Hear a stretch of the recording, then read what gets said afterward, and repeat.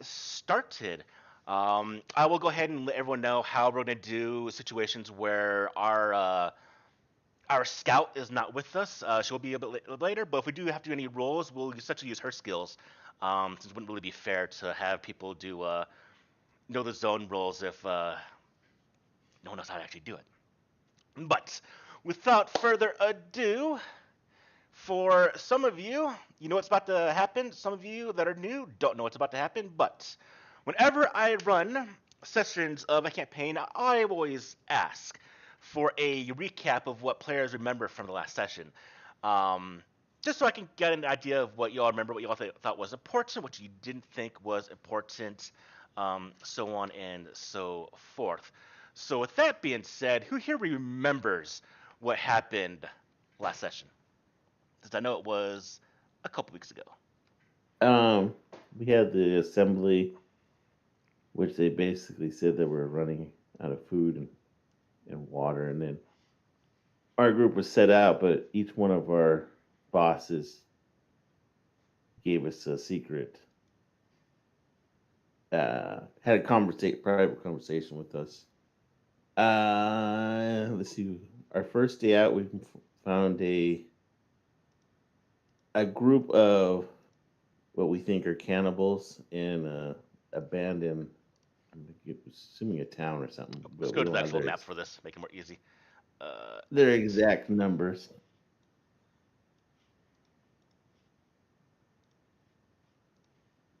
And then let's see, we headed south, I believe. And then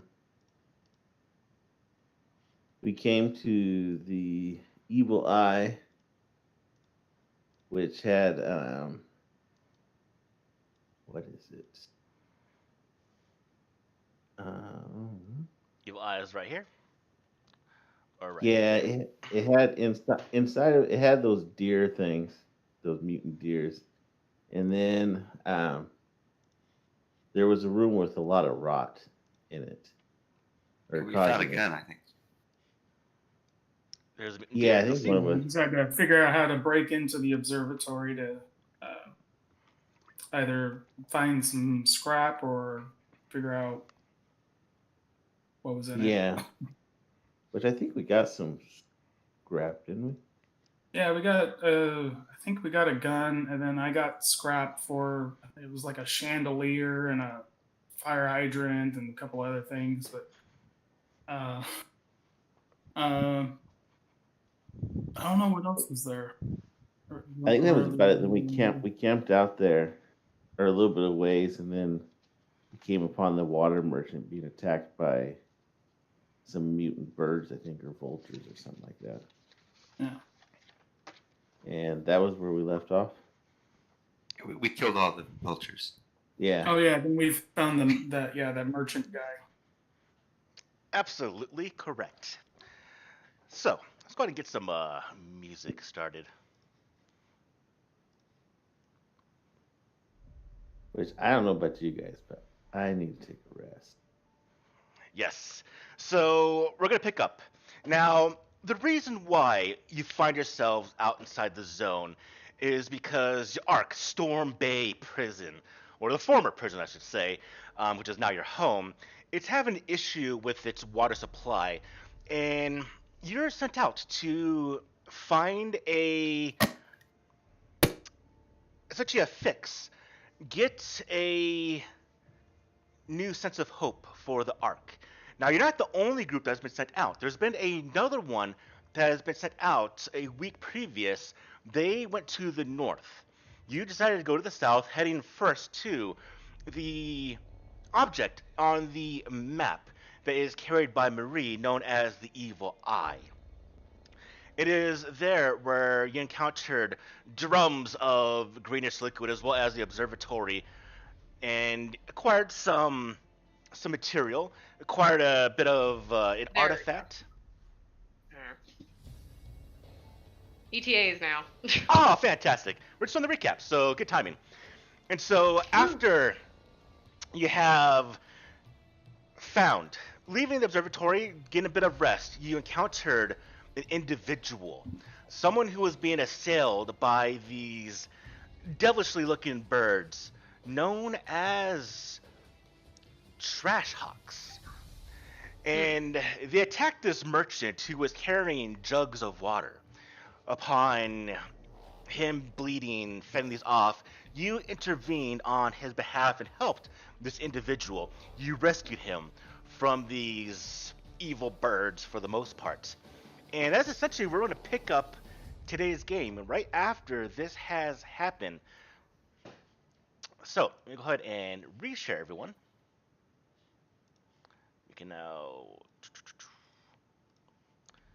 the map again. Here is the merchant. Let's go to all the people and make sure they're visible again.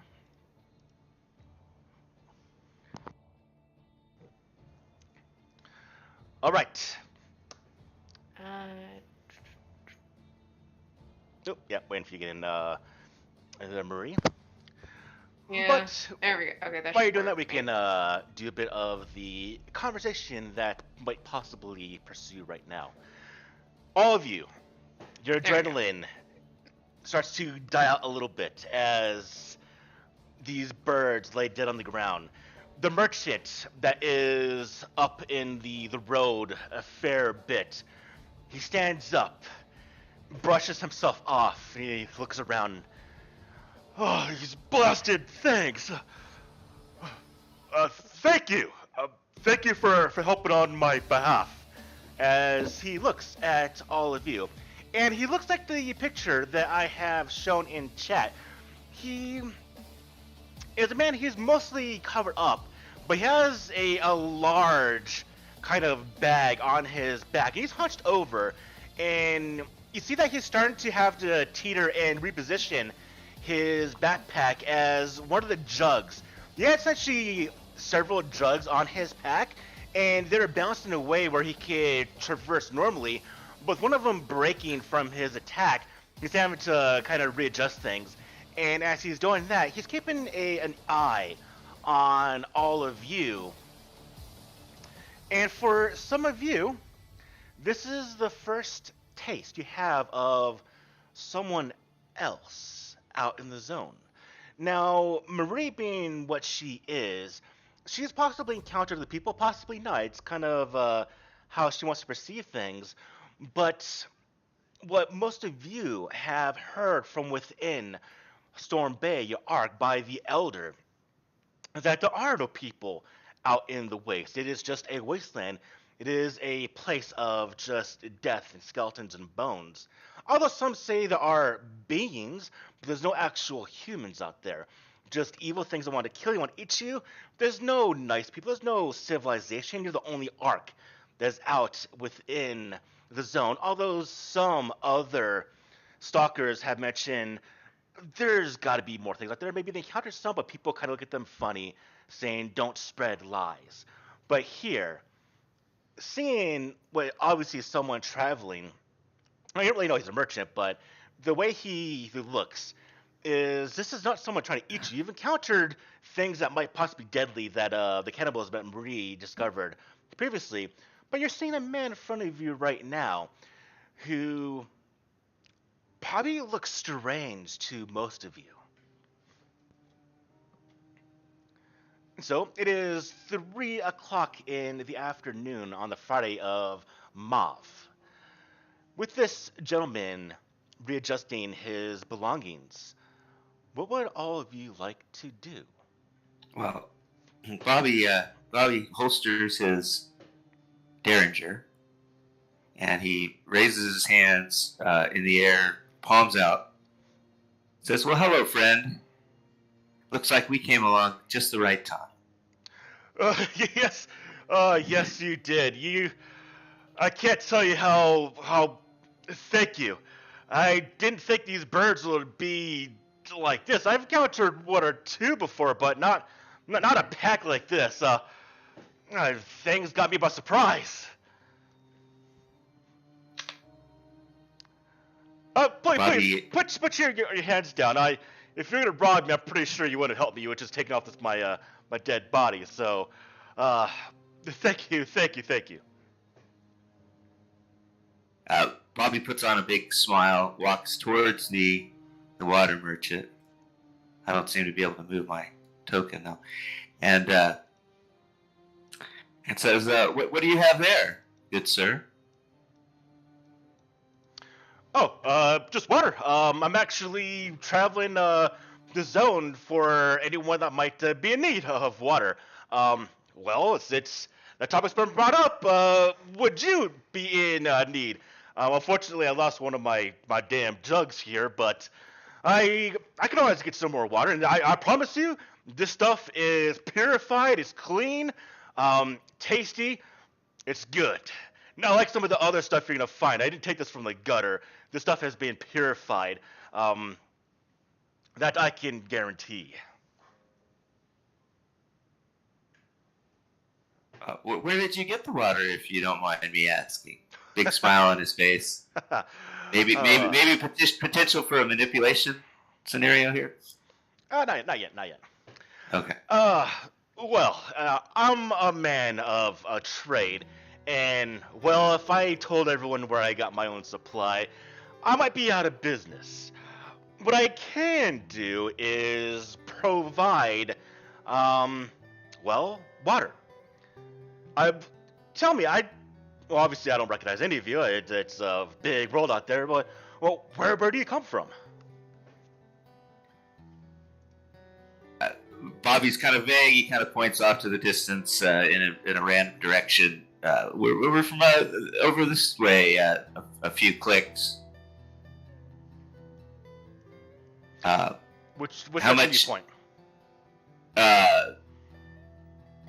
Toward the evil eye, which would be west or east, I guess. And then I lost my train of thought. Have you heard of Storm Bay Prison?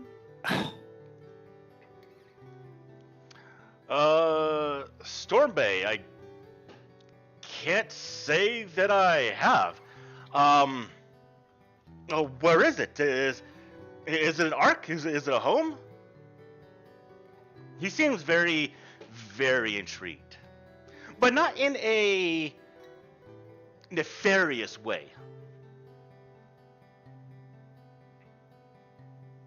Yeah, it's just along the river. Fascinating. And you look like this. You can't be from within the where all the ruins are. And he looks and he points essentially towards this structure here, the mist towers on the map. That's a very irradiated zone. You come from there. How do you not have more mutations? How are you still alive, for that matter? Or, no, you come from someplace. No. You come from the island, don't you? Yes. I was always told that place was bad to go to. Well, it seems to be that my information was incorrect. Blasted me. Now, I must say, you fellas do look fairly ill-equipped for ventures out into the zone. How are you doing? We're doing fine at the moment, but we're in a predicament right now with our ark because we need to find a way to, solve this issue with our food supply. So that's what we're out here for. Well, I'm not one that is greatly experienced in growing food and crops, but I mean, in this world, you can find grub wherever you look. It's hard to find sometimes, but they're there. Although I imagine that there's going to be a lot, as he kind of points back towards the center of the zone, where these tall, kind of skyscraper-ish buildings are located. Not many would venture there, I would say, with not good protective equipment. But this is a big area. Can't really say I can help you with that. I'm more of I'm just a humble little just man trying to pass some time and some wealth by my little water supply. Um, but without food, but water. Do you need any water? Does your ark need any in your home? Does it need any water? I could definitely offer. I got a couple jugs here as he looks at a couple that he has on his back. Most definitely. Anything that you have that we can definitely use. Water is definitely a supply we're definitely needing. So I personally need water. So how much? That is a good question. Give me a second while I pull up my little ledger to make sure. And he goes into his pocket. He pulls out this little black book, and he starts flipping through a couple pages as he's looking through this thing.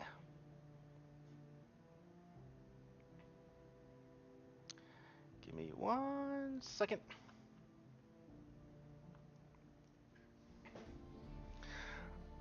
Well, you see, I got this drug here. Can it's about five units of water I record here. This one jug I can give. Well, the currency 5. It's a 5 cost. Five bullets. The trade within the zone here. And that's for how much water?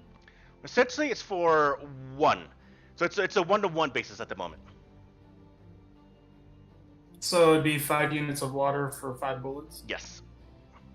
Okay, that's But sir, you couldn't do any better than that.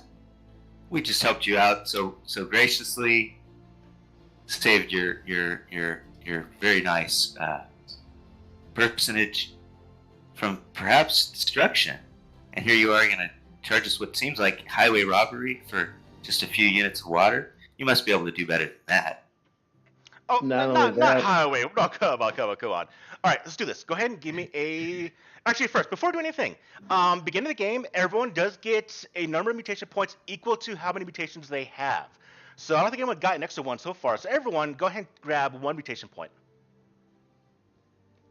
And the other ones we had rolled over. Yes. The max you can have at a time is 10, but they do go over from session to session. Oh. Now, with that, Bobby, go ahead and roll me a manipulation.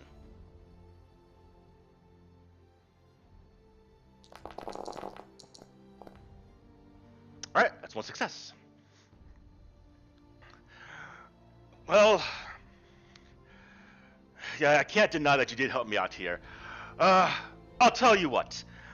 I'll give 1 jug for 3 bullets. But I did make my trade. I still got to be a little bit shrewd. 1 jug, 5 units for 3 bullets. The rest of them, I'm afraid, will have to be though a 1-to-1.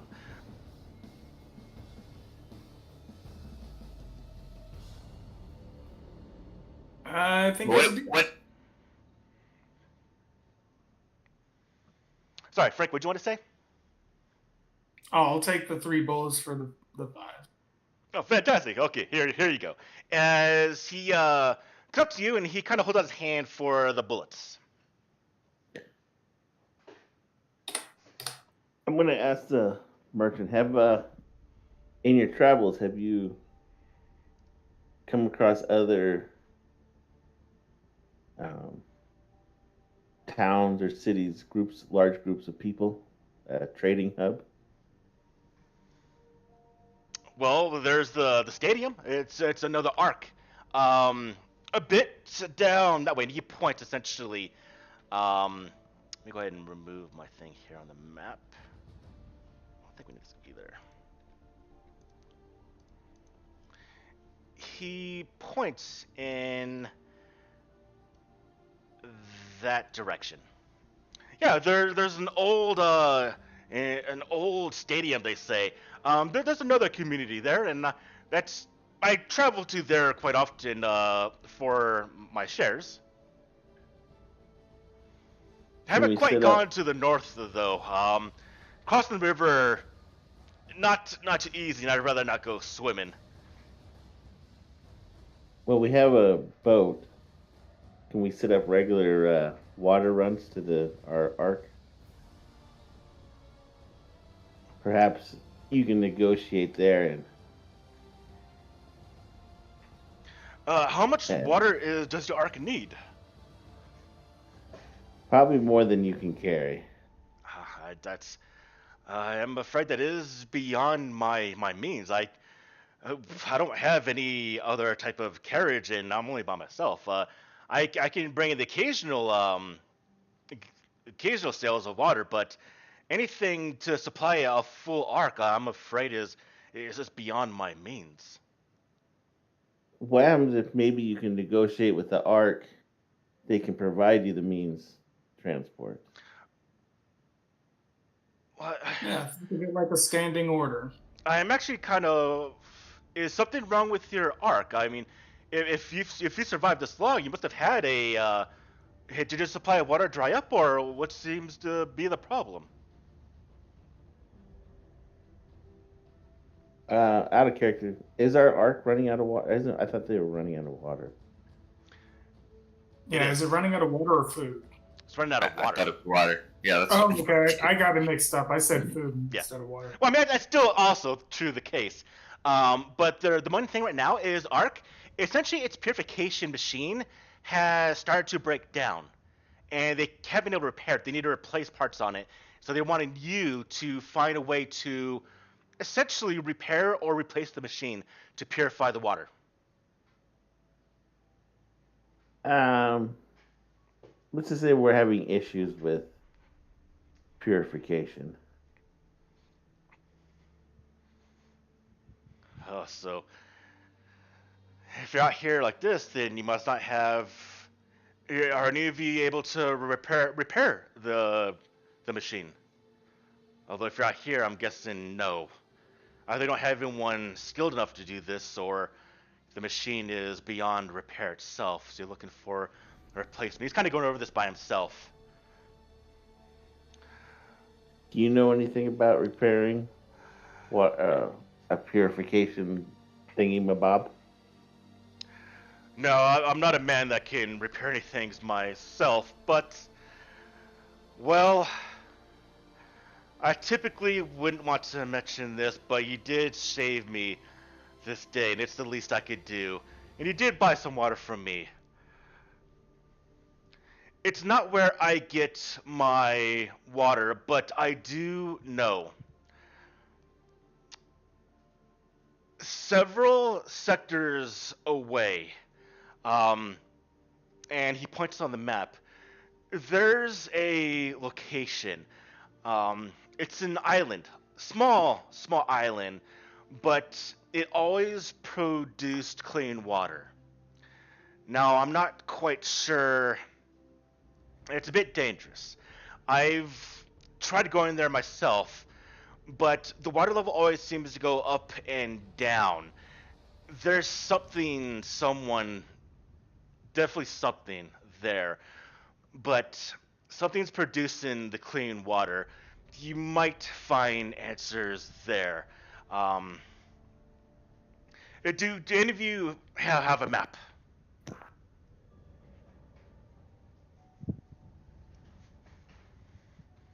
Doesn't Marie, that would be you. yeah. I was pretty sure I did actually, but it's one of those things I'm like, I don't remember, do I? Being the for the terminology, Stalker. the stalker, yeah, you most definitely would have a map. Yeah. So Marie shows the map. Oh, okay, fantastic. Actually, here, and I'm gonna mark on the map. Uh,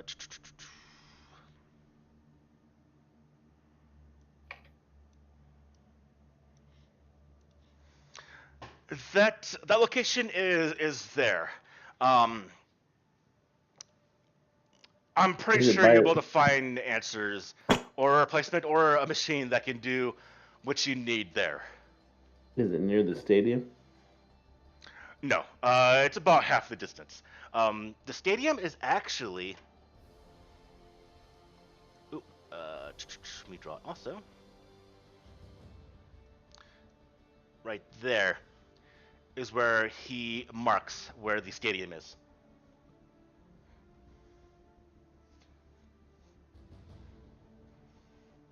It's at the circle or the X? The circle is the stadium. The X is the island with the clean water. Okay.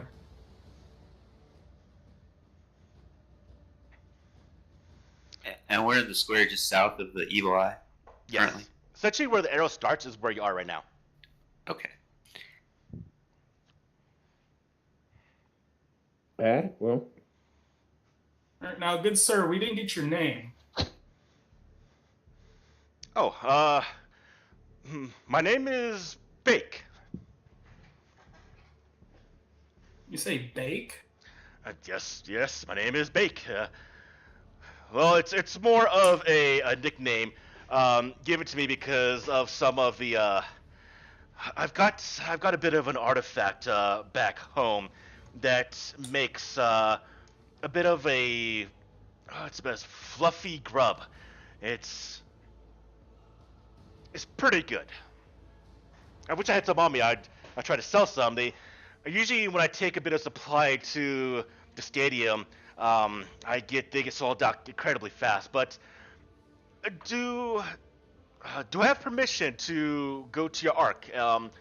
Maybe I can set up maybe not water, but some other types of supplies. I can bring the occasional bullets. I can occasionally get some artifacts I can try to sell. That was actually the next thing I was going to ask you, is if you had any other Fantastic. things you had besides the hobby of making water. Unfortunately, I did have everything sold already. I honestly didn't know that there was another arc out here. I honestly thought the stadium was the only one, the only other group of survivors out here. But to see there's more. I'm actually happy about that. I've seen too many people. I've seen too many people die out here. It's nice to see another community.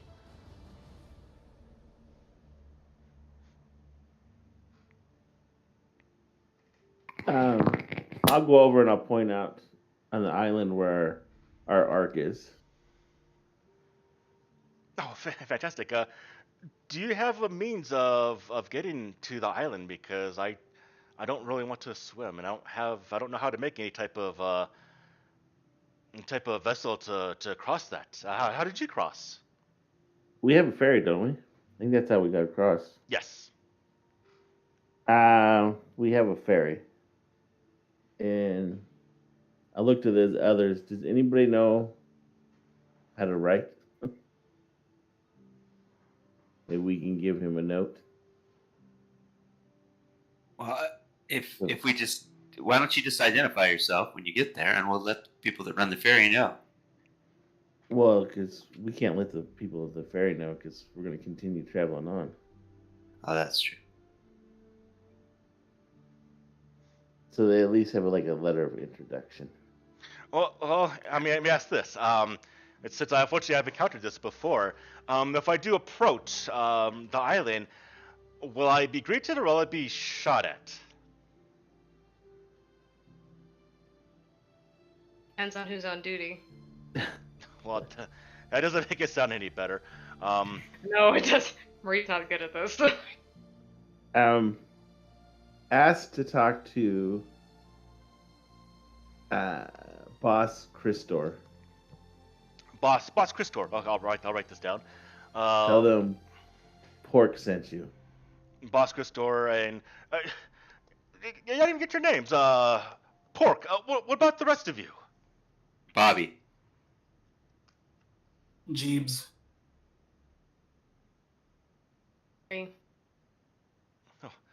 Nice to meet all of you.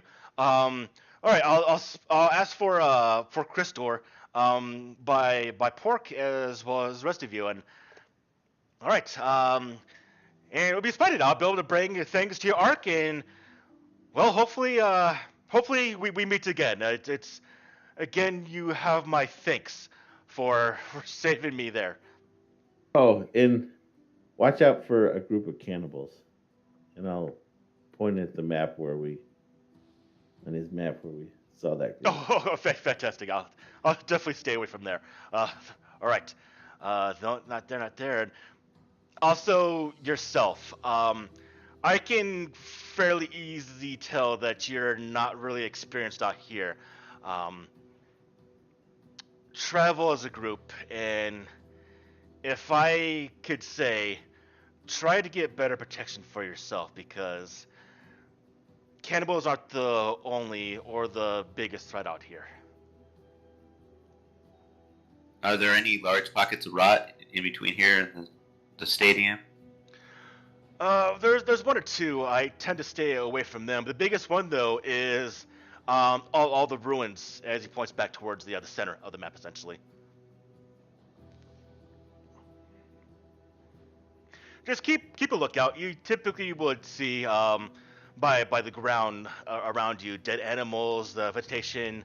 Compared to other areas, you would really know unless you're blindly going through, or if you travel at night. I would recommend, if you don't know already, don't travel at night. That is very dangerous. Do you know of any good camping sites close by here? Ones that stay hidden. That's all I can really say. Um, just try to find a spot where any onlookers won't be able to see you. I mean, there's enough ruins around here that any place can really be a good hiding spot.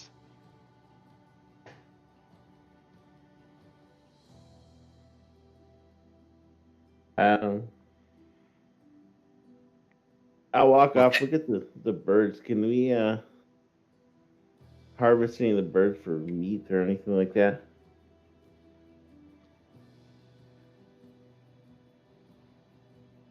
Well, I say to the merchant, thank you, sir, for your time. Hopefully, we will meet again. Of course, of course. Thank you all. And well, let's see what other stuff I can find out here, and hopefully we meet again. As he starts to walk off with one last jug of water. Now, to that question, I'd want to say yes, but let's see how it would happen. Birds would have some food. Now, what I will say is, I imagine it's going to be a roll, and I'm going to say it would be probably know the zone would probably be the best one to do this with. And with that, this food would be rot food. Oh, Because okay. these trash talks will most definitely be eaten rot. So any food you get from these things would essentially every time you eat one would give you 1 point of rot. Is there any way we Okay. can purify it? If you have the chef talent, you can. Speaking of that, we'll do that before the end of this game. We also need to do the experience from last session.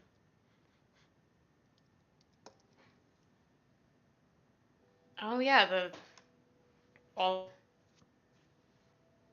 Yeah, we didn't do that. We'll do the end of the session. I don't think anyone would have gotten experience enough to level up. Probably this session, depending on how things go.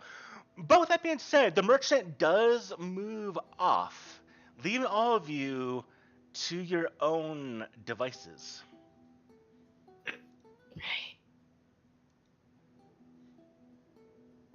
Now, have we completely explored the zone that we're in? Did we do that last time? I honestly can't remember off the top of my head. On my map, I actually didn't mark off that we actually explored N19. So, in fact, I'm going to say no. Just because of the fact that I didn't mark it off, so I'm going to say no, we did not explore N19. Probably right when you move into it, just because I wanted the common encounter to show this to the group. So, for right now, let me ask first, does anyone remember if we explored the zone? I don't think This so. part, I don't think we did. We were just too busy helping him. Okay, so in this case, I'm gonna say no. So it is 3 o'clock. I'm gonna go. Just that is the typical time that it would start this part of the day, the 4 hours. So I'm gonna say no. I'm gonna say right when you got into the zone, you encountered the merchants. So at this point, did we have any rolls done? You know what? Makes it easy. I'm gonna treat this as a brand new zone. So right when you got here, or maybe in the transition between the Evil Eye to N19, is where you encounter the merchant. And so I'm gonna say right now, if you want to, let's go ahead and do the roll for you, Marie.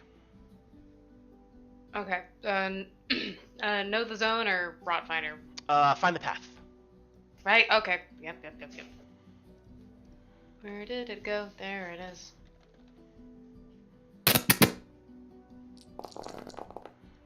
I see no successes there. Ouch. Wow. I'm gonna push that. All right. Ooh, all right. You're gonna take 3 damage though to the one stat. So go ahead and drop that. But you got 2 successes, so you got 1 success, and so you know what's in the zone. On top of that, you also have 1 extra stunt you can use.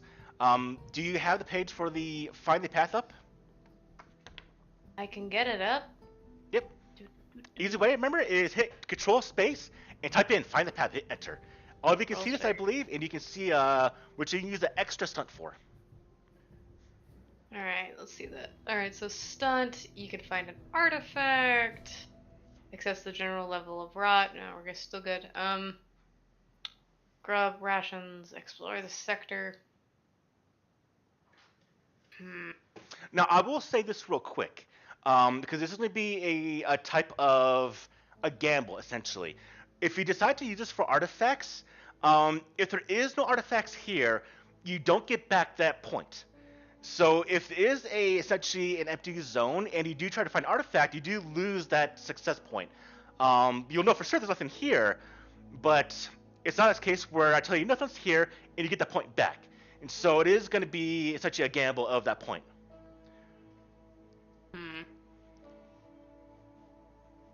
That would be the same with actual other resources. But typically, artifacts are going to be the rare ones to find. Typically, every zone is going to have food and water. But how much is the thing? Can we get some rot-free water, maybe? I was thinking about using that as a stunt. Absolutely. Okay. Right. So I gotta roll a d6. Let's not roll it yet. Let's go ahead and do. Let me paint the scene a little bit. I get back into my narrative chops. I've actually run a game for I think a whole month now. Let me get back into my narrative chops as a GM. So as you now get kind of exploring the zone, as you kind of walk through the zone, maybe heading towards or just getting an idea around here, maybe keeping an eye out for other type of trash hawks, or maybe in the path where the merchant came from. So what you see kind of around this zone is beyond the means of the dead animals or the dead things. There's a lot of broken and dead trees all around. Soft wind does kind of blow through the area. Clouds overhead, sun right off in the distance, and a small thunderstorm pops up in the center of the sector. But it's mostly just kind of like an old forested wooded area, but there's no leaves for the most part. There's some shrubbery vegetation on the ground, but all the trees you come across are dead. A lot of them are fallen down, broken, and even occasionally with a gust of wind that does come by, you can hear the crack in the breaks as some of the old trunks trees do fall over. And as you're looking, you come across an old abandoned campsite, I would say. Not modern in the sense of current, but an old campsite. There's some broken down vehicles in this little area, but you notice that there was kind of a place that was kind of well hidden, and you find a couple of bottles of water. Now, Red Angel, go ahead and roll me a d6. I'm trying to remember how to do it. It's been a hot minute. 2 ways. From the... Oh, got it. There you go. Alright, you find 4 units of water. Nice. Now, I do believe a few of you are hurt. And so you get to decide what you want to do here. If you want to move to this zone, it's going to take about 4 hours. Do you want to sit here, relax? Now, getting the water is going to take a bit. So let's go ahead and remove this thing right here. All right. Well, what time does it get dark? Around 7. Okay, well, we should just finish searching the zone and then, or whatever we do, and then camp out. I mean, does this zone seem safe? I mean, has anything seems in this world? Well, as you look around, off in the far distance, you do see a couple of forms of more trash hawks, but they're very, very far away. But immediately around you, you don't see anything. Nothing really gives you a sense of anything watching you, or it seems relatively quiet.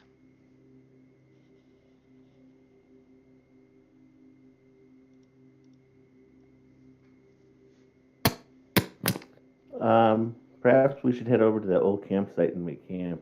I need to. This last fight with these birds really tore me up. I'm afraid if we encounter anything else, I'm not going to be much good. I agree. What time is it now? It is now 7. All right, let's camp. So essentially, this 4 hours was to essentially go through the zone, finding the water, and yeah. So it's now where the trees give the sense of just that long finger stretches of shadow as that sun is starting to go down that horizon.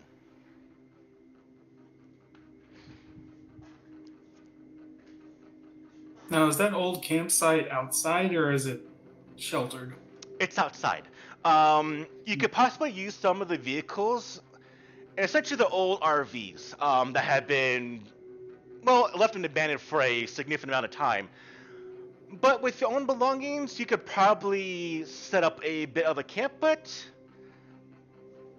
I would say that could be a roll done to see if you set one up successfully. But I think I'm putting another system in my mind right now for that.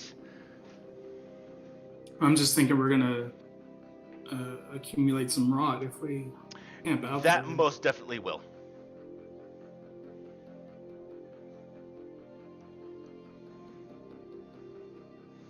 So every night, even in a low rot zone, every night you're out there, you're going to accumulate rot. That's without a doubt. Some zones might have a lot of rot. This one doesn't seem to have a lot. It seems to be about normal. Now, obviously, there's some safe spots. Your Ark is one of them. Most likely, the stadium is also going to be one, but there's not one here. You can see that some of the water around you, some of the open pools of water, there's a couple of shallow pools in the campsite that have just a bit of a small fluorescent green glow. And just the air that blows through here, you can kind of smell that slight tinge of rot. It's like a combination of a sweet and kind of like a sour smell that kind of is just always permeating the area. Now, you definitely experienced a significant amount in the Evil Eye, in the observatory, where they had the drums. But out here, it's about normal. So you're going to gain 1 rot tonight. 1, okay. And I how think did whatever rot happens. work again? Sorry, what was the question, Frank? How does rot work again? I completely So forgot about every time you take a point of rot, either from eating food, from possibly attack, or by sleeping overnight, you get 1 point. When you get that 1 point, you're going to roll your entire rot level. So if you have 2 and you take a third one from sleeping, you're going to roll 3 of the rot dice. Everyone that comes up as a 6 everyone that comes up as a 1 or the bot hazard signal, you gain 1 point of strength damage. Okay. So you roll every time you get a new point, essentially. And then you remove them by a combination of some types of medicine you might encounter, but for the most part, when you're able to take a bath, which would be at the Ark. When you go to the Ark, you instantly remove half of your rot. Yeah.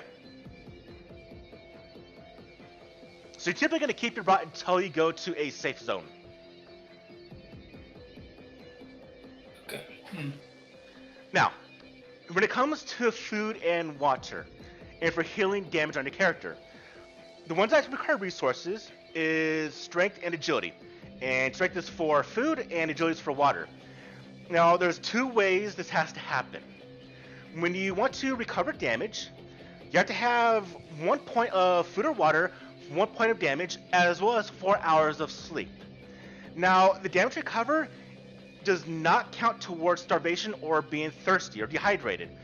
So if you have 3 strength damage, you want to recover all 3 strength damage and not become hungry, you have to eat 4 grub. Do we get to do that after we determine whether we lose strength on the rot? That's when you sleep. So that's actually happening in the morning when you wake up. So you're gonna wake up from that. So 4 grub would gain me back one of my strength points. 1 grub will gain you back 1 strength point. It's 1-to-1 basis. But if you eat 1 grub for strength damage, it does not help towards being hungry. Okay, so if I eat 2, I'll get back 1 strength. If I eat 4, I'll get back 2 strength. Then. No, eat 4, you gain back 4 strength. It's a Yeah, 1-to-1 but I basis. mean, I want to also like not be starving either. Okay, so if you eat 4, it's 3 wounds and then not be hungry, or 3 strength damage and not be hungry. If you eat 2, it's 1 strength and not being hungry. Okay. So once you become hungry, you can't heal at that point onwards. So you have 4 damage, and all you have is 4 grub, but you want to heal all wounds. You don't care about the, you can be hungry for the day. Eat all 4, you become hungry. At that point forward, if you don't eat anything, when you sleep the next day is when you get some negative effects. You can't heal anymore, as well as you start taking damage because you're hungry. Yeah. Okay. So becoming hungry is not that big of an issue unless you want to actually heal. That's when it becomes an issue. So if you're completely depleted of like strength or agility, what happens? When it goes to 0, you become broken. If you become broken in combat, drawing your strength is when you take a critical hit, which I can't remember if anyone did. I can't remember. I have to think about that. But if you push your roll and you break, you take no critical damage. Essentially, you either become just too fatigued, you're too exhausted, you're too angry, you're too sorrowful. You can't really continue until you recover at least 1 point. Only in combat can you take a critical hit. Or if any type of like environmental factor might do it, but you can't voluntarily. You can't get a crit by pushing a roll. Okay. So do we eat in the morning or we eat in the evening? Eat in the evening. Okay, so I would like to eat 2 grub and sleep for 4 hours. And Bobby would like to.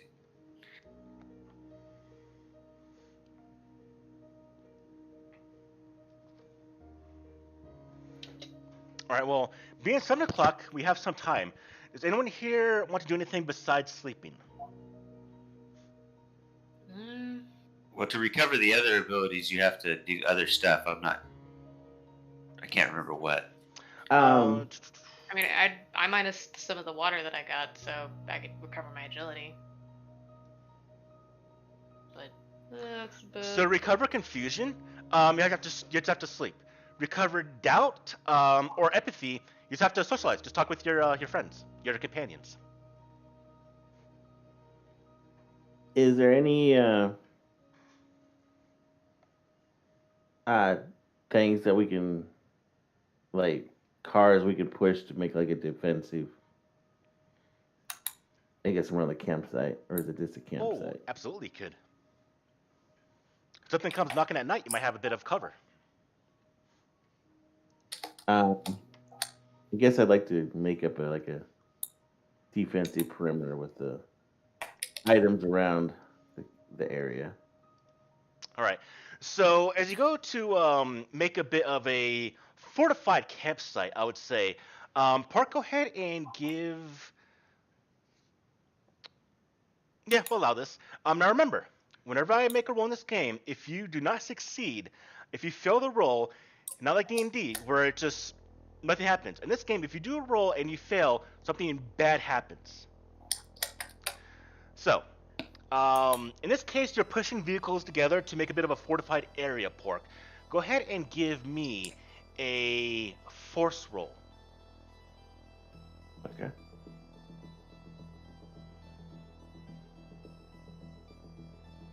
With the tense music coming up.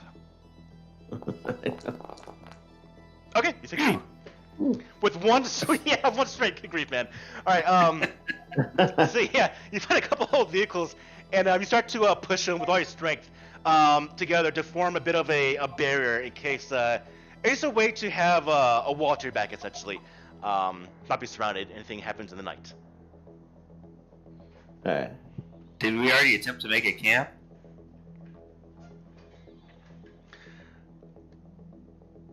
Yeah, we are. Uh, I'm setting up the defense right now. Well, we need to make the camp too. Well, we should try to do that. what role would that be? I'm going to eat 5 grub. One second. Let's see. Is it manipulate? Nope, not manipulate. I would say it would be know the zone.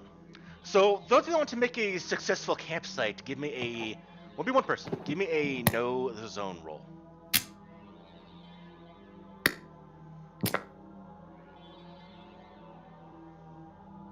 That would be you, Murray. Think so. Sorry, I was distracted. My cat's trying to eat my bagel. That's okay.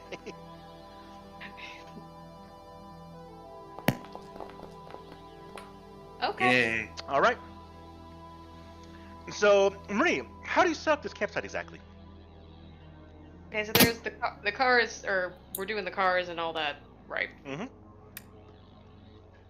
Okay. Is there any, since I did a success, is there any like tarps nearby or anything that could cover us in the night? You get to make this. You tell me. All right, so Marie's gonna find a old truck bed tarp and string it up over the campsite, and she's gonna set up small, like little tiny booby traps. I don't know if I'm allowed to do that. Where if someone hits this tiny little, like the entrance of the camp that isn't them, and Marie notifies everybody of this, that they like hit into this like tiny bucket of bolts, and it'll let us all know that that someone is in fact nearby and trying to get into the camp. And maybe using the metal walls of each of the cars as cover to prevent anything from attacking us in the deep of the night. Everybody okay with that? That sounds good. Definitely sounds Okay. good.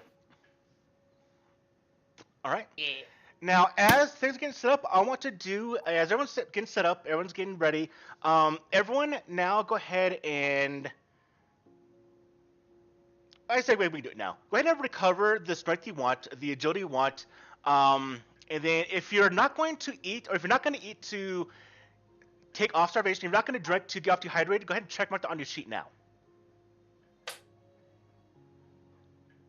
So it's going to be 1 grub for starving, 1 water for dehydration, and then it's going to be 1-to-1 basis for your wounds, for agility and strength. So I'll let you all take care of that yourself. And as you're doing that on the sheets, I'm going to do something I do in my other games from Savage Worlds, which I do like, which is the interludes, which I think they're fun to do. And so here's how I'm going to do this. I want everyone to go ahead and roll me a d20.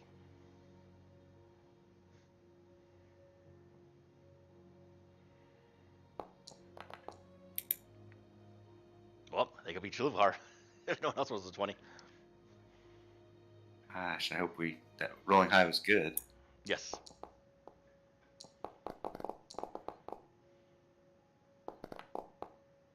Yep. All right. So here's how this is going to work out. Shuvahar, you get to decide if you want to do this or not. You can pass. But here is the benefit for doing this. I'm going to reward you a experience point. Now, once you do this, you can't do this again until everyone else has done their own version. An interlude is going to be something about your character.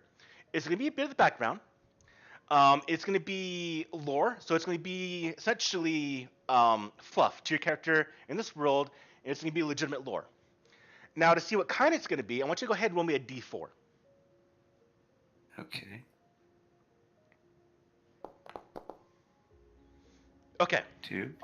So this is going to be a miniature or a small triumph your character has done in his life.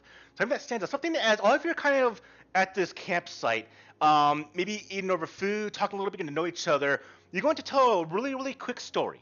Um, Maybe a couple minutes long, a little bit less than that, more than just 2 words, but something that your character has triumphed over. Either an enemy, a situation, an object, an environment, but something that your character has done that he sees as something triumphant. Now, make it fit the lore. So most likely it's going to be for all of you, unless you've like stuck out of the arc at night. And I mean, obviously you could go around the island itself. You probably don't leave the island, but on the island itself, tell me something happened about your character. And if you do this, I'll give you an experience point, or you can pass if you want to. No, no, I'll try. I mean, I hope I'm doing. Like I have a Yes, thought. this is straight improv for all of you. So it's a way to build the improv chops also. So take it away, Bobby. Well, when I was little in the Ark, I couldn't talk to anybody. I was very frightened of everybody. I had just extreme anxiety, more so than anybody else that grew up in the Ark. There is a grunt in the Ark. Her name is Helen, and she would look after me. And there was one time when she was having a little trouble. She had slipped, and I helped her up. I was really small, but she's a big woman. I was able to pull her off and from that point, pull her from near certain doom. She was going to fall into a machine, and I'm not a strong guy. It certainly wasn't when I was a child, but from that point forward, that's where my confidence was instilled. It was Helen and helping her out, and the fact that she was so grateful, and she's always looked out after me. Even before that, she always looked out after me, and it made. And so from that point forward, I got a lot more confident. Now I can kind of talk my way out of everything and anything. I don't know if that's what you were looking for. That is perfect. That is damn perfect. I mean, yes, it was Helen, part of your NPC person on your sheet. Yes. Fantastic. That's actually a perfect way to build that type of character also. And so everyone should have on the sheet. And remember, start bonus as fast as you can because it does relate to experience points. But everyone should have who they need to protect, who they hate, their big dream. The person they want to protect can't be another player, it has to be an NPC. In this case, it's going to be the NPC Helen that Bobby just spoke of. And he's now building a bit of story. Now you get a bit of background. This is going to be part of the game. And this will help drive the fact that, yes, there's going to be a person that's important to you. And so I want you to write quick to add one experience point to your character sheet there, Bobby. Cool. Where are the I'm trying to find them. experience? Where's it at? Oh, way up in the upper right corner there. Yep. Yeah, so add one right now. Done. So what happens is there's going to be several types of tales you can tell. Some are triumph, some are for strategy, some are for what you want, stuff like that, some goals. But now Bobby can't do his until everyone else has done theirs. So he can't just like stack experience points. So he's essentially done until everyone else does their own version. And you get one per session. All right, so finish up your drinking, eating, and your restoration. I'm going to take a real quick bio break. Be right back.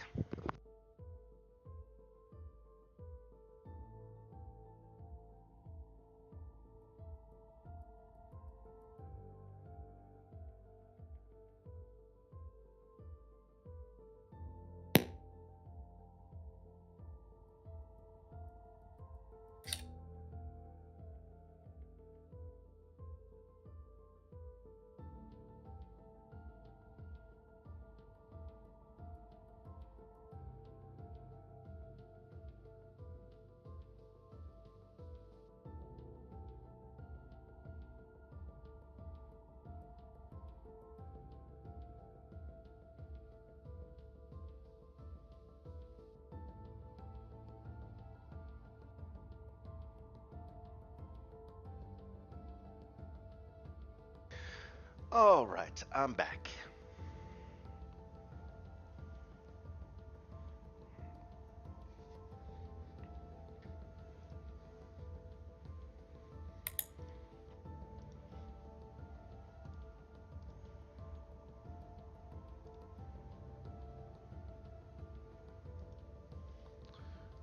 Let's see.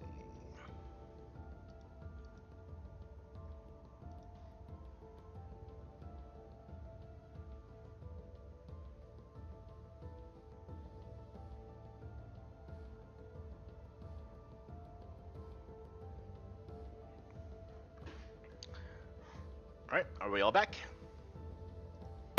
I'm here. I'm here. Yeah. Marie, what about you? I am here just making sure my cat doesn't take the rest of my bagel. Can you give your cat a small piece of your bagel? I did, and now he's still being a little snot about it. Ah. Can you make him his own bagel? You should make your own bagel, Sean. He's Okay. looking at me going, what do you mean? All right, so let me ask this question. We're gonna now move on to the next day. So we're gonna move on to the 6th of Mauve.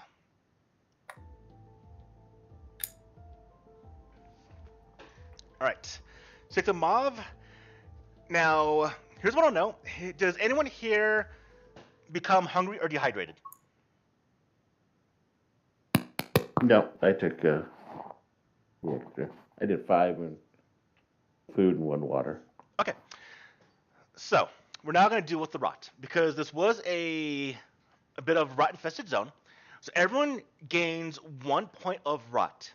So everyone, go ahead and increase your rot level by 1. And then I want everyone that has done that to roll their rot. But click on the little rot text and click roll.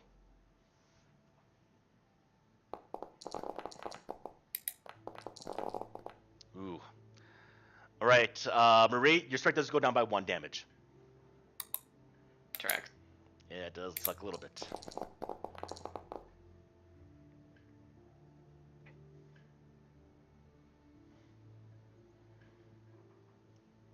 Bobby, you're last. I'm having a little trouble here. Hold on. There we go. Ew. Nope, you're fine. We're looking for the biohazard okay. signal, so you're good. So unfortunately, only Marie, when you wake up a little bit, you're a little bit sweaty, you're a little bit nauseous, a little bit sick. You did gain a point, or you did lose 1 strength damage, just from the rot of the zone, unfortunately. But it is now 7 in the morning. The sun has just gone up that horizon, and it is now on to all of you. Now, here's one thing we can do. Just because we have done know the zone roll in this, or so we've done find the path in this zone, Marie, you can do it again to recover more items. Because remember, you didn't actually search for artifacts. There could be an artifact here. You're not sure. There could be more food. There could be more. There could be more bullets here. You're not sure.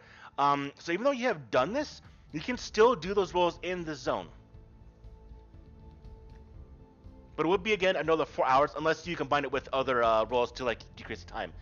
It's up to how you want to do it. So, what would you like to do, all of you, in this morning time? Where are we again exactly? I should make a token for this. We're a little bit past the eye. Yeah, there's So a little just- dot. It's right. No, not right there. It's right here. Yeah. Okay. I thought I had a token. So for are we this. heading out immediately, or are we It's up just to you. kind of? That's what we're deciding.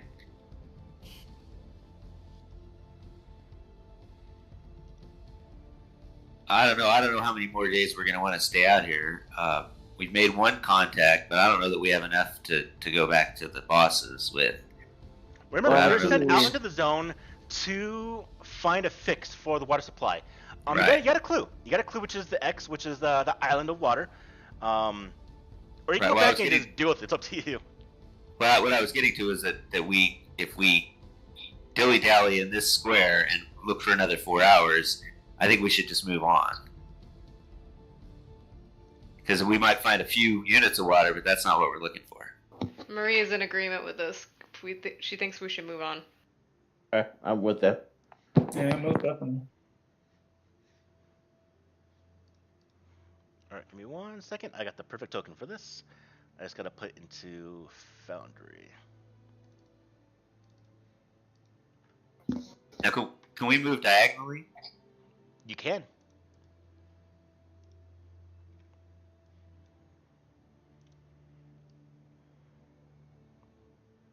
All right. Ooh, oh, make it that big. Oh, guess we're making that big. All right. That is gonna be where you are. Although that's not actually current. You're actually right here. There you go.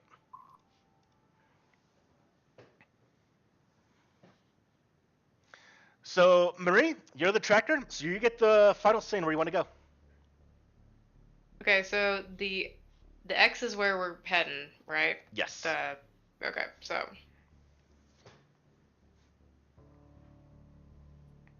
yeah, okay, let's go to. All right, let me just remember the exact location. Yeah, that actually exactly that, Shuvalar. How do I get rid of that? It goes away on. It goes away on its own. Oh, there we go. Right. So you start to move across the landscape. All right. So what I need is for Marie to go ahead and give me that find the path roll.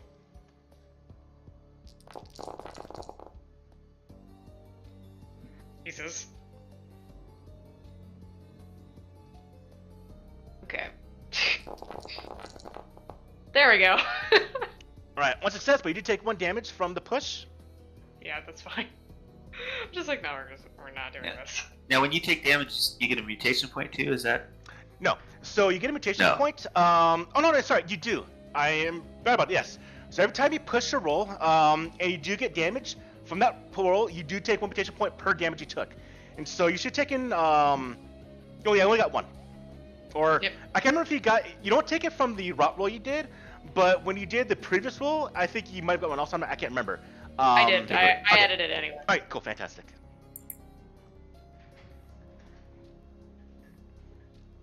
All right. So all of you start moving through the zone. Now, as you're moving through, you're Okay. coming. I get to do a stunt. You Or don't not. have an actual stunt. Ah, okay. So the one success is needed just to succeed. If you got further successes, you could use stunts. So in this case, this is just a base success. Yeah, I can deal with that. All right, never mind. Sorry. All right.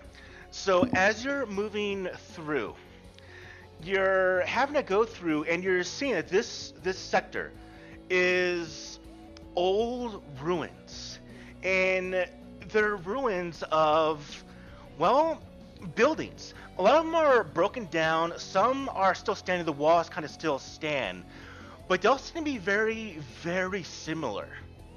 Kind of a squarish shape, and they all kind of line old, broken down streets.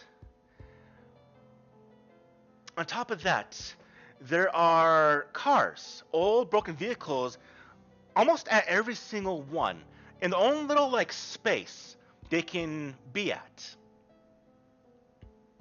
All of them seem to be beyond repair, broken down.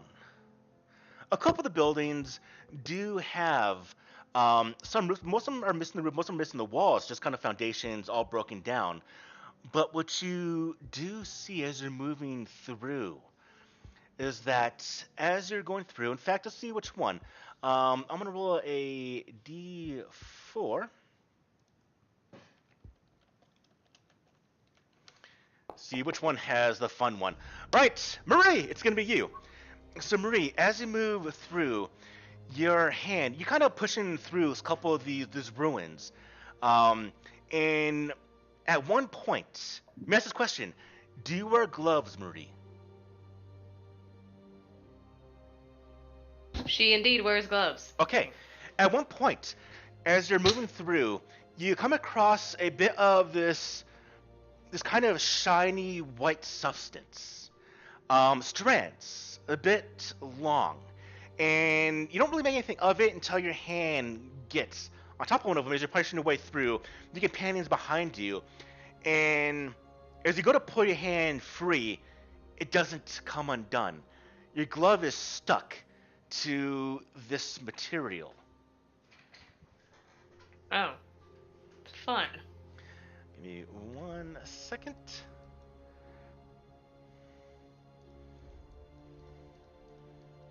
To see if you know what this might be.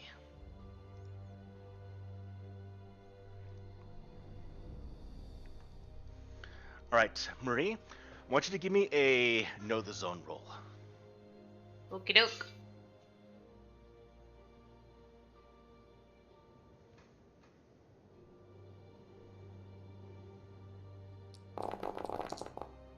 Easy. You've never encountered this before. You're not sure what this is. Nope.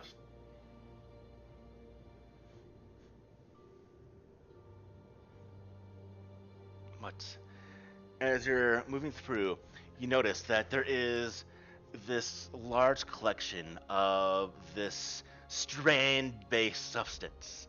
And it does get larger and more thorough, more coverage, as it does encompass a building. In fact, one of the buildings, as you're pushing past, is covered in this white, very, very sticky strand substance.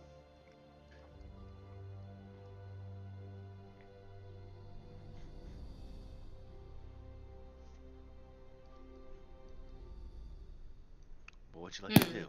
And she lost her glove. Are we by her? I would say yeah. I'd hope so. It's just like, where'd everybody go? But We're all hiding. everybody's hiding. They're like, ew, Marie, you got something sticky on you. Gross. Ew. I'm out of here. I'm gonna head out. Your hand is stuck to one of the white strands, Marie.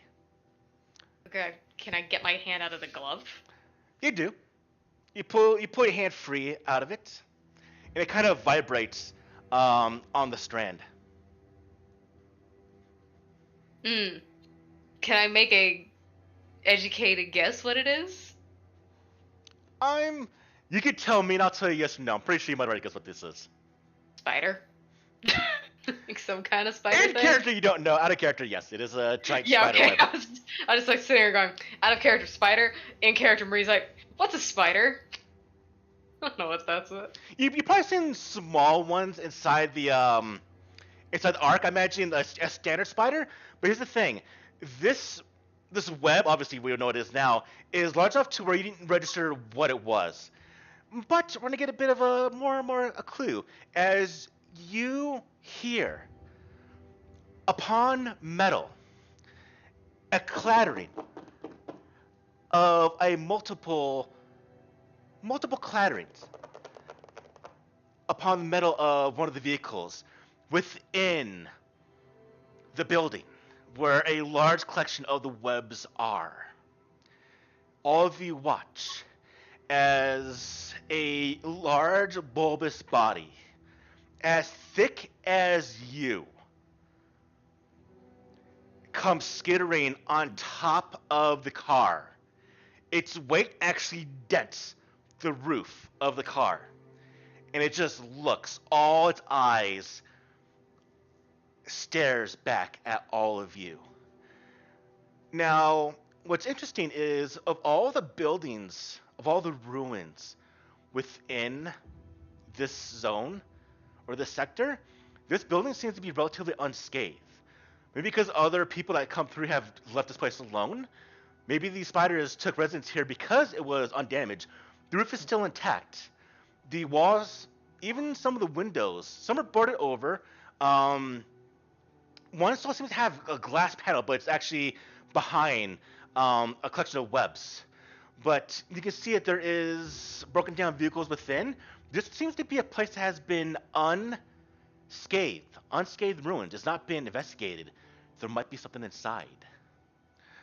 But you see this large spider, excuse me, on top, looking at all of you. Very, very unmoving, very still now.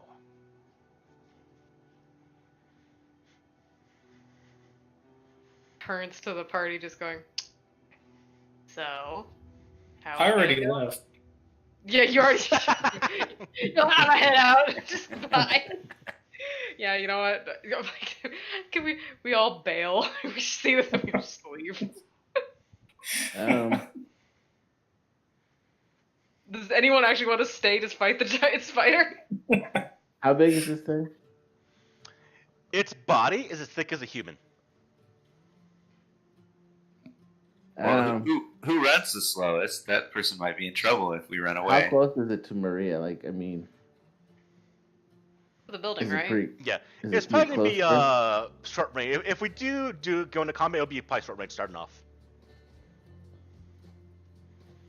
I guess would she be able to make a run for it? Oh yes.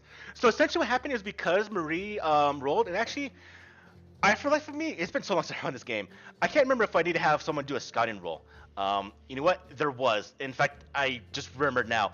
One of you, give me a scouting roll. I just remembered. Yeah, we need to have someone do another zone, and then we have someone to actually do a scouting roll to actually see danger ahead of time. Oh.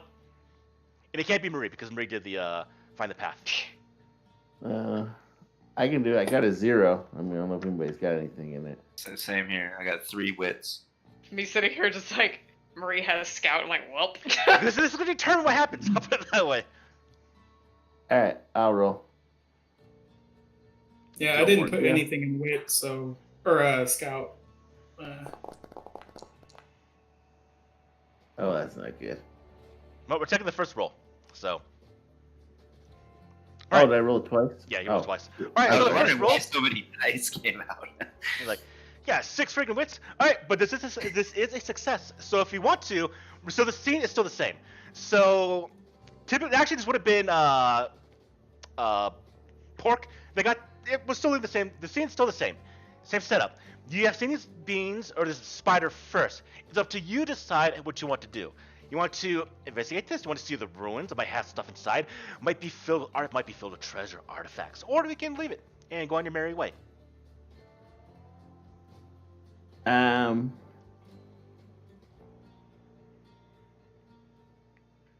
Now, just to remember, artifacts, besides being treasure for all intents and purposes inside this game, it also helps improve the arc.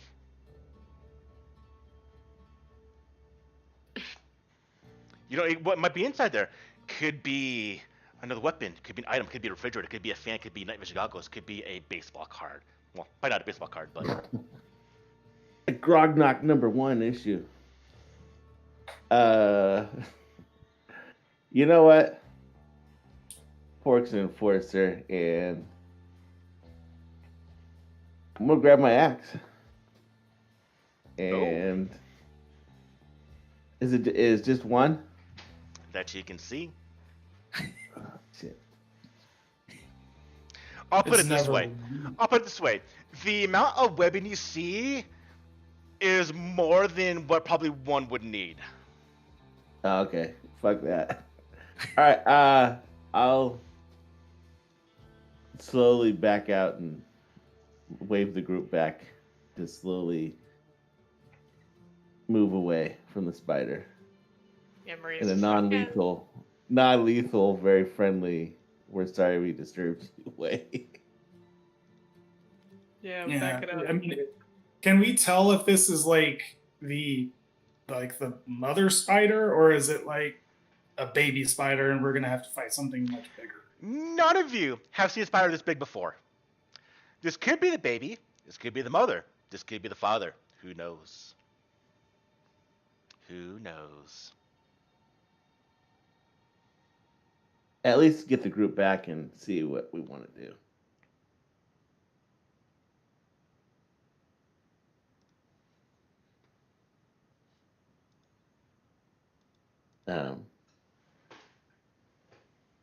Pork Marie has just an kind of, idea. yeah, Marie kind of looks at both of them and just kind of goes, "So what are you guys thinking?" I was waving everybody back, like we're gonna sneak back. I don't know if everybody else Yeah. is gonna sneak back. We should avoid this and move on to the next sector. Because we're trying to get to the X. And I don't know what time it is, but we'll. Are we? Once you go through, essentially this is going to determine what happens. For all intents and purposes, it is going to be 11 a.m. This zone has pretty much been explored. You can move through into the next sector if you want to, or you can finish up and pursue the spider and see what be inside this home. What might be there? Food, items, grubs, artifacts. So we'll keep it time at 11 a.m. I make the suggestion we can all grab torches and hurl them and light the strands on fire. Or see the strands catch on fire and burn them out. Make them go somewhere else. But we run the risk of damaging whatever's in there. Do we have torches? I don't have any torches. I'm assuming we have the ability to make fire.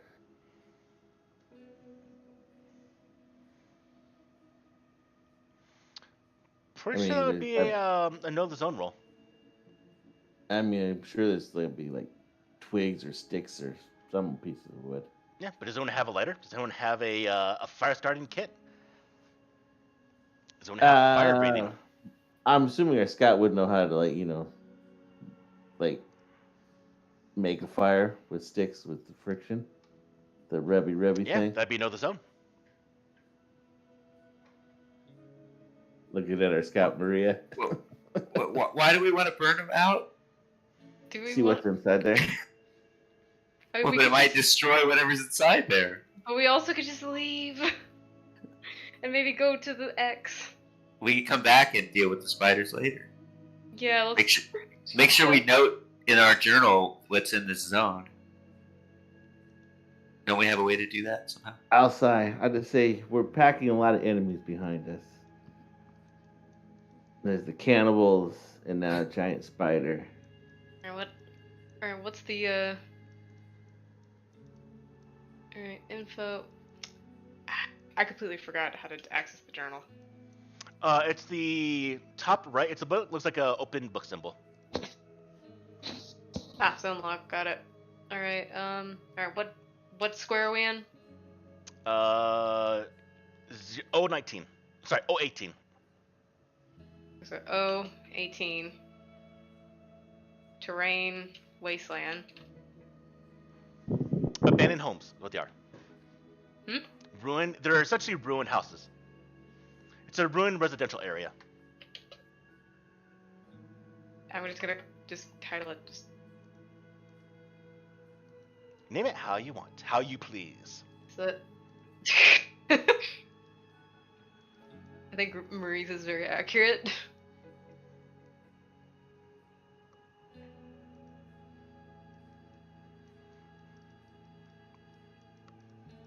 Okay, I can't find the rule right now, but I know there's a rule for this. If you find a bit of high ground, in fact, I didn't even mention this during the Evil Eye. If you get a bit of high ground, you can actually do a kind of like a scan of the surrounding zones. And you Is get there to any high see. ground? I would say with the buildings here, yes, there is. Now, obviously, I forgot to mention it, but the Evil Eye would have been a perfect place to scout the entire 8 squares around it. But I would say in your zone right here, because the houses, I would say with the terrain, it would have to be on essentially flat terrain. So yeah, you can probably get on one of the houses and attempt to scout every single zone around you. But to Now, get on was top the of the spider building, webs on all? Was the spider webs on all of the buildings and cars and everything, or is it just on one specific building? it's on one specific building you're coming across. Oh, okay. So Because it's Jeeves not- was very. Yeah, it's not the entire zone is covered in webs, not just one. There's probably some scattered about. I'll say there's more than just one house, but it's all located centralized on one building. It's where the most significant amount. It's probably where the nest of this one spider, possibly plural, are located. Okay. Because Jeeves was really stoked on possibly like salvaging a water pump from one of these cars or something. Here's the thing: all the buildings, all the cars out here are just in way to repair damaged state. But inside the house, as I've been mentioning, seems to be relatively unscathed by time and by looting, as well as the ravages of the environment. So I'm pretty much telling you there is an artifact inside. Don't know what it might be, but there's something there. Again, I may make it kind of obvious right there. So, but what might be inside? Who knows? Anyone got a grenade? It's one way to do it.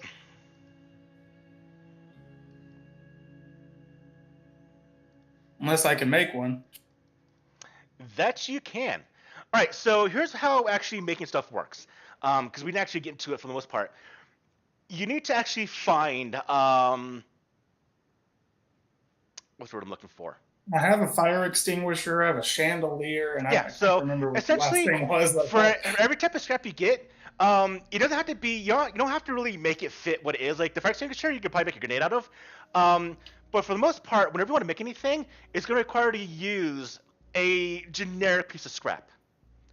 It might require more if you build something like large, like a raft or a vehicle. It might take more than 1 or 2 scrap. But if you want to build a grenade, it'll take one of the scrap you found. Just one scrap that I found. Yes. Okay. So like the armor, Yeah, the I'll weapons would definitely require make a scrap, grenade then. Yeah, I'll make a grenade out of the but it will fire take time. extinguisher. Oh, okay. How do we Now- determine that? It would be about 4 hours. Now you could have done this the night before because we did pass it, so you could have made stuff then. So if you want to, Frank, you could have made stuff during the night. I was actually going to say something, but we just moved on, so I just kind of. I meant to bring it up also, but I forgot to bring it up. But you definitely could have if you wanted to.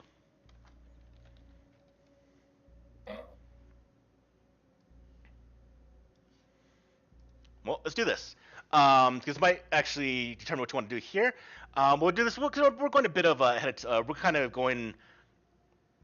Let's make this easy. Frank, what would you want to make the night before?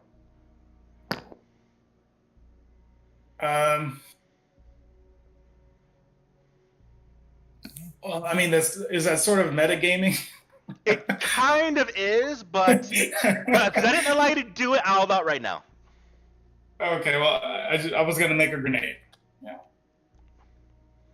All right, is that something you can actually make? Let me check real quick. Yes, you can. All right, so make an explosive charge is something you can make as an engineer. Don't call me. All right, so maybe you thought you were gonna come across something. Maybe it's something you wanted to make. You made a grenade, or you're gonna try to at least in the night. Frank, go ahead and give me a jury rig skill, please. Jury rig roll. All right.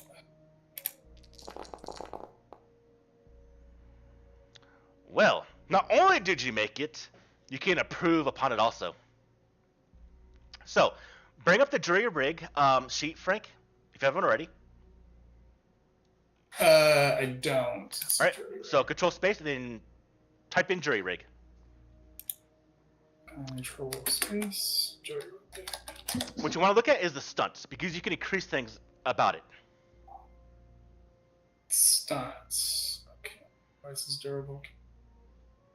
Stunts.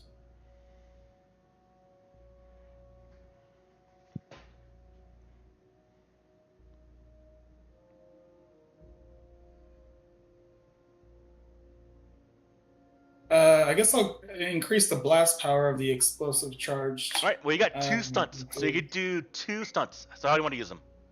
Oh, okay.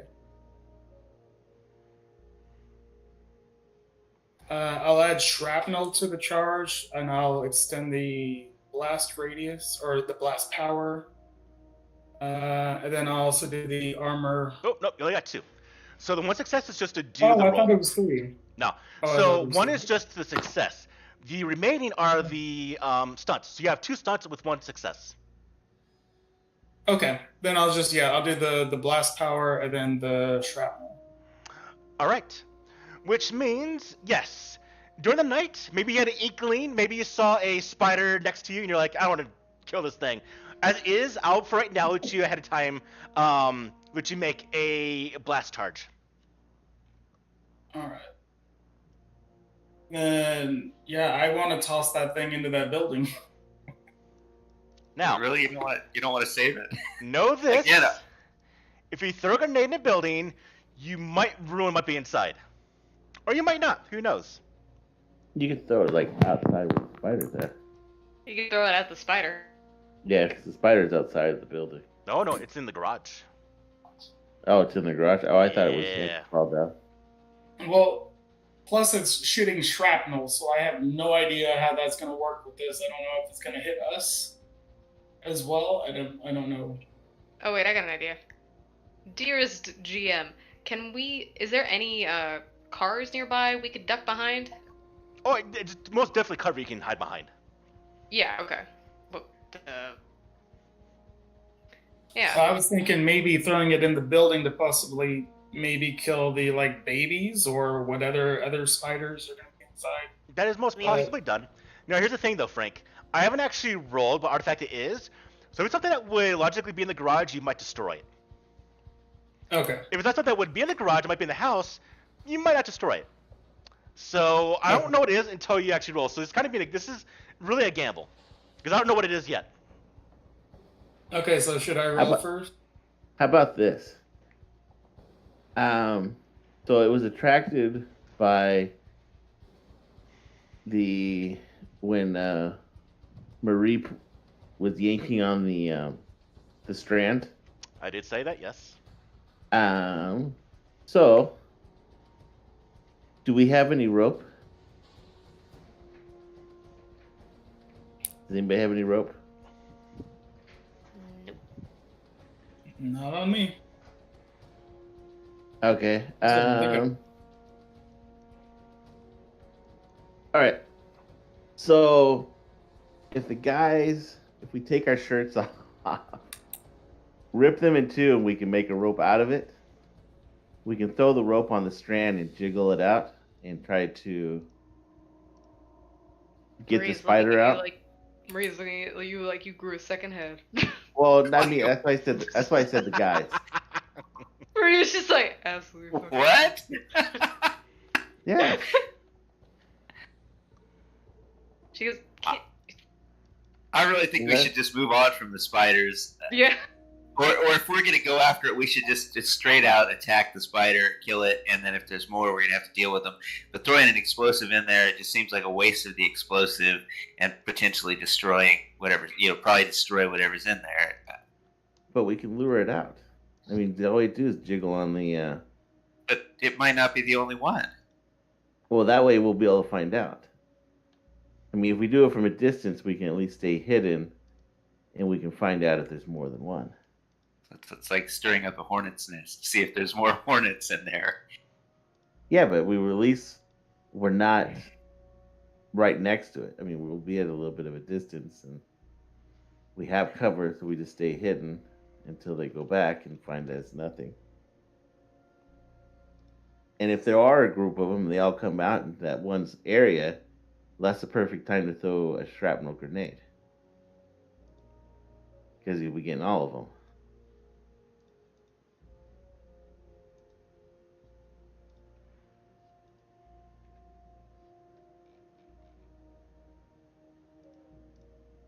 And it's up to y'all. No risk, no reward. At some All right, point in time, we had to find something and bring it back. Well, we should really try to get to. That's what it looks like.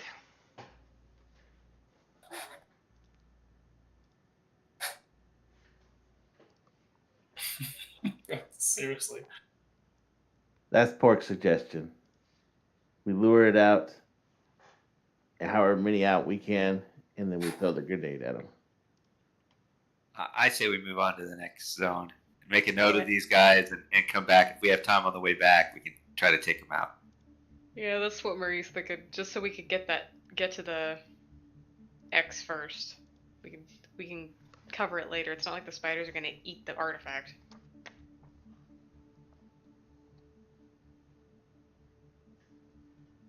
Pork just shrugs, because we can't run all the time. But I'll go along with whatever the group wants.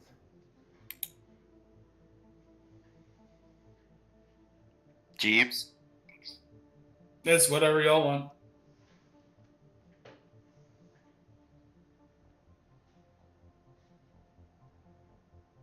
All right. So it sounds like we want to continue on. And so, note down that it is definitely a place of interest, most definitely. But we continue onward. And so, again, what we need to have done is Marie, where would you like to move to? We got 3, or if you want to, you can try to scout the zone if you want also. It might give you a bit of a leverage on what path to pursue. Okay, I will I'll just the scout ability. So, Or- well, here's the thing. We need to find a large, tall structure to do this with. Now, I'm going to say that there is a only way to do this inside this zone, which would make sense, is a old pole that is meant for electrical wires back in the day. So to get on top of that, I'll allow you to do it from there. But to do that is require a move roll to get up there. Or one of you might be able to do it by getting to the top with, like, say, Jeeves and his ability to fly.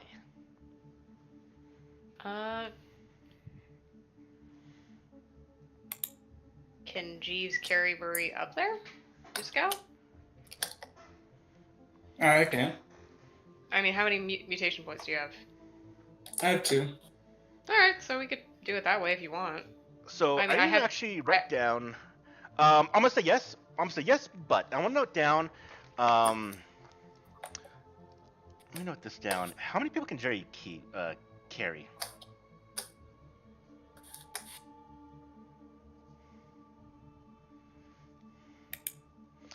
Do you want to say this as a ruling right now to make it fair? I think it's fair.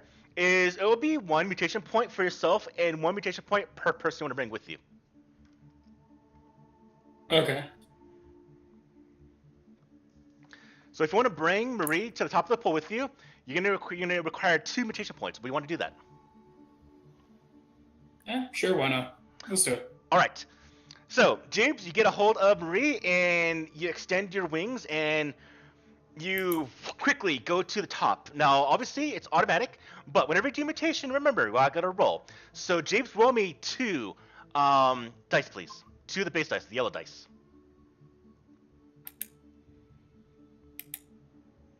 2 base. All right. And then subtract 2 mutation points from your character sheet. All right, nothing happens, no mutations. So you get to the top of the pole. Now, when you're up there, you get a fairly good view. At that point, because I can't find the damn roll in the book, Marie, I'm gonna say go ahead and give me a know the zone roll. Okie doke.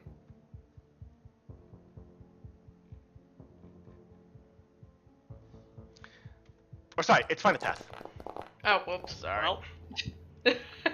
We'll use which order is better, since I did. Actually, we'll use this.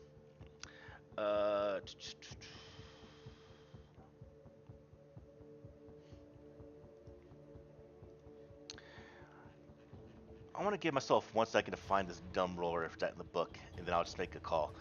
Where's that?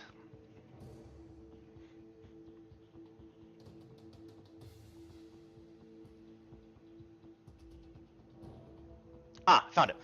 One of the best things Stalker can do is find a place, an elevated position. Okay.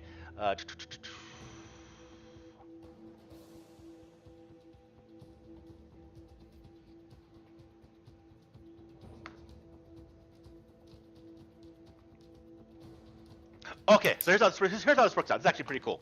So when you're up here, Marie, you can roll for every single zone next to you. Now, what's good about this is you get to roll again, or you have to roll again when you enter the zone. This is a way to scout the zone ahead of time. So essentially, you get to get a free explore action against every single zone around you. Neat. So it's a know the zone roll, right? Yes, it is. Sorry, no, it's find the path. Got it. Plop. So I accidentally roll the zone before. Are we just gonna go with that? Or are we gonna... I'll let you decide. Do you want to do find the path, or do you want to re-roll it? I'll treat that as a find the path with 1 success, or you can re-roll again and start over. I'll let you decide. Or how about just add the amount of dice you would get? That's also a good idea. How many would I have to roll for the... Ah. Shoot. Let's see. Right. So know the zone is wits, and find the path is agility. So actually, 2 different skills.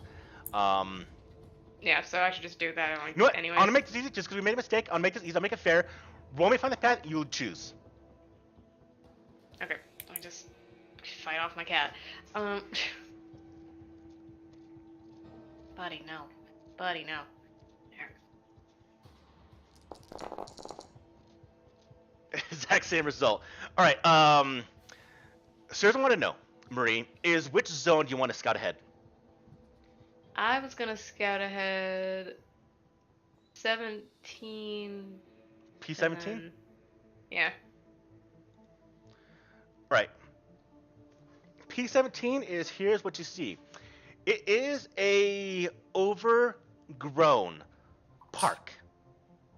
There is tall trees, thick bushes, and wild vegetation everywhere.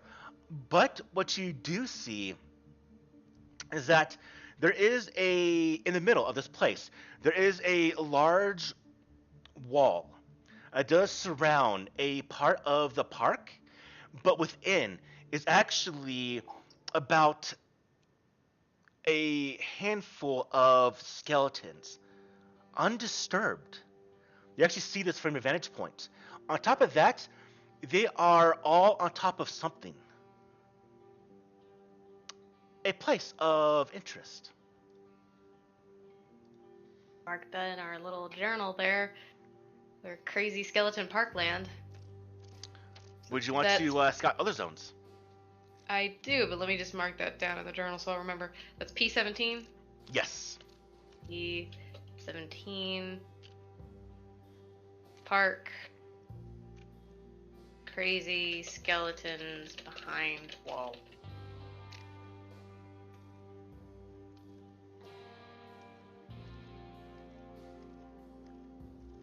Okay, just gonna save that entry, and then Would you want to do another zone?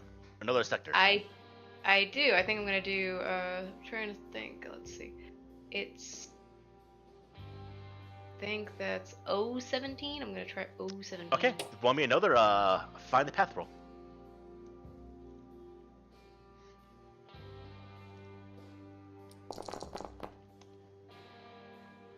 Huh. Alright, another basic success.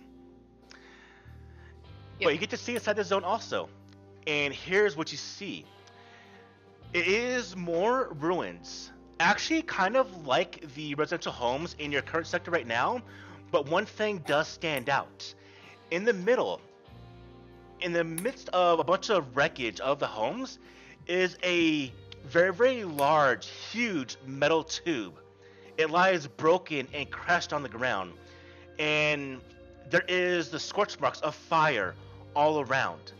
And from your vantage point, you can see inside there are a lot of seats, all empty, all in rows, also blackened by fire.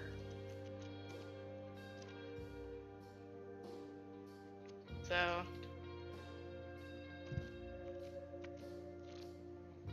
There's a wrecked airplane. Okay. Interesting. And then I guess so.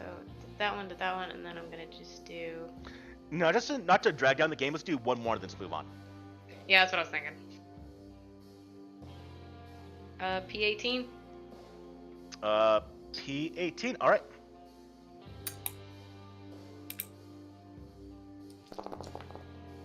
I know nothing. Man, it's one success. Unfortunately, you only get one success. You need to get more successes. But what you do see here is, again, it's more ruins. It seems to be one large actual ruined area. But you're seeing that there is actually a larger structure. Actually, one of the largest buildings inside this grouping of zones you're in right now. Excuse me. But there is this large building has a lot of posters.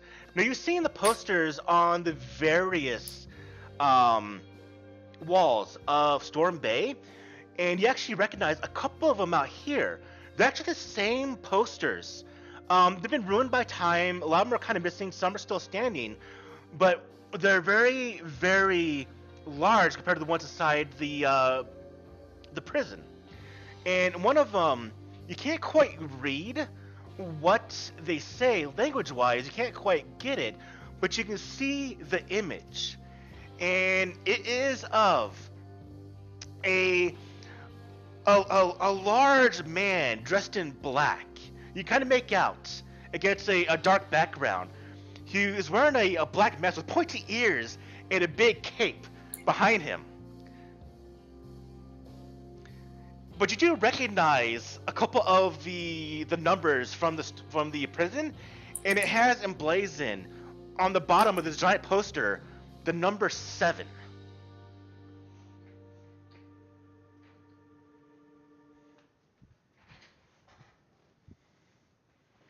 That's interesting. I don't know why I decided to make a Batman poster in here, but I just did. Okay. So Marie signals to lower her down, and then she relays to the group what all she just saw. Jeeves? You there, buddy? Yes. How many mutation points do you have? I just used the last of them. I just only had 2 of them. So, you both are at the top of the pole. Oh no. How would you like to get down? Because unfortunately, he can't fly right now. I can do a move action. You're both gonna need to do this, yes. Yep. So I'm gonna just try to climb So on down. we already moved 100 feet. I think you have to be stationary at the top. Or if you want, Jeeves, you could have dropped her off and got back to the ground. I'll allow that. I can also always absorb his flying abilities and go back to the ground myself. Uh, I can... what do you feel like we should have done, Marie? Actually, I could steal your mutation. Actually, yeah, she could have, yeah. Yeah, do you want me to? I'm like, would you? It would. Yeah. The victim. What does that do? I'll steal your mutation for a turn, go back down. You'll get it back in the next turn, though. I mean, does that like take a mutation point from me, or? No, what it does takes that it do? from. It takes Takes it your from me. power. Yeah, but he's still stuck at the top then. Yeah, he'll be at the top though. But then you can Yeah, carry but him down. Yeah. That's what I was thinking. Okay. Oh.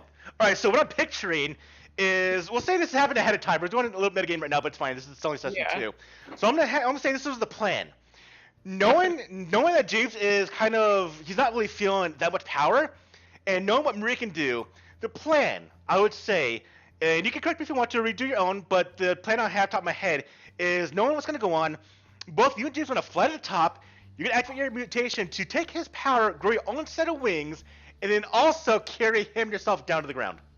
Yep. Okay. Okay, that sounds good. And I would just like to note, Marie has not told anyone what her mutation is. That's why she wears gloves. This will be the first time it happens. So you, Marie, actually, no one will hear know what happens. So you only see it at the top. So only Jeeves sees what happens now. Unless you want to tell everyone.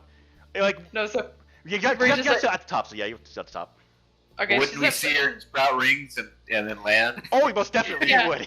Yeah. No, you're definitely gonna see that. But Marie's like, I'm gonna borrow this. I'll be right back. She's like, I'm gonna borrow this. I'm gonna grab you. Hold on. Don't worry. Is this sort of like Rogue from? Yeah, it X-Men, really is. Yeah, I'm that gonna- ability it really is. Yeah. And I named Well, her I mean, Marie like with before I Rogue, even- they literally get like they physically get drained of I guess strength and whatnot. Like they don't. You don't. They're It not doesn't. just walking around normally, so that's why I'm like, am I physically You know- hurt in any way? Nope. I just borrow your Okay. shit. All right. So here's what's to happen. You fly to the top. So Jeeves already did his roll for the mutations, but now you're gonna do yours, Marie. So we need essentially 3 dice. 1 for activating your ability, and then 2 for taking yourself and him down. Okay, so roll. So give me 3 parasite rolls. Or sorry, give me 3 of the rolls. All right, so that would just be 3 base. Yes. Just 3 dice. Mhm. Okay. Let's see if this works. The first dice is gonna be for the parrot stuff, and the last 2 are gonna be for the wings. Okay. All right. Let's just see what happens.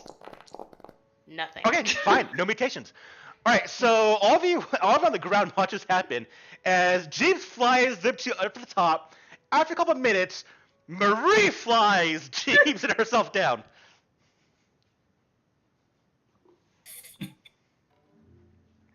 I just imagine just a slow turn to Marie, just like, what the. So, James, you've never experienced her powers before, so this is probably the first time you've ever experienced someone stealing your power. So, when she took your power, Jeeves, your wings actually, I don't know if they like will fall off or just like go back into your body. You tell me how it happened, Jeeves. What did you feel?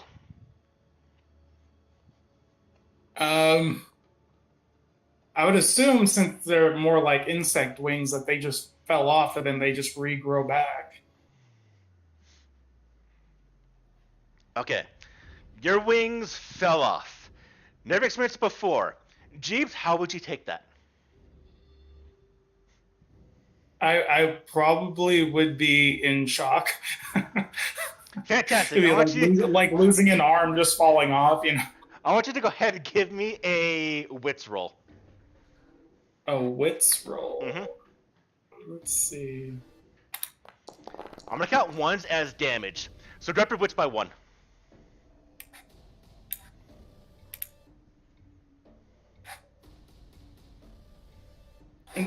Take a damage to wits. Yeah. So Because you've never experienced your wings falling off before until now.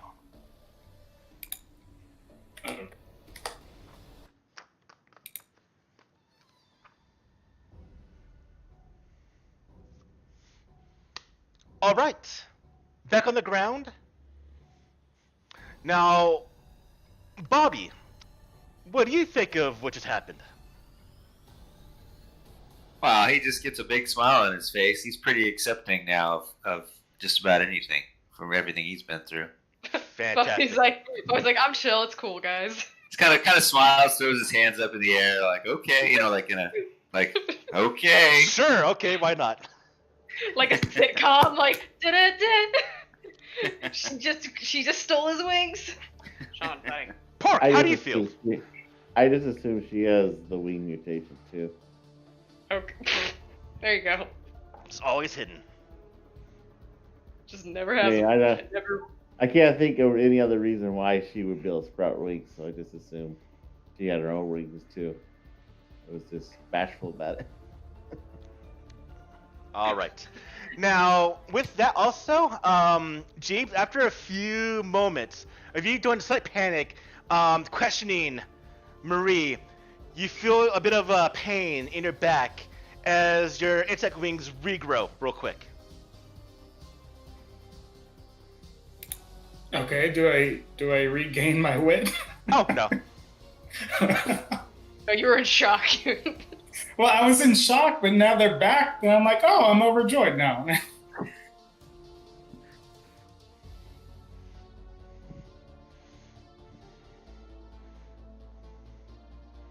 Actually, I don't think you actually need 4 hours of sleep for empathy, so actually I would say yeah.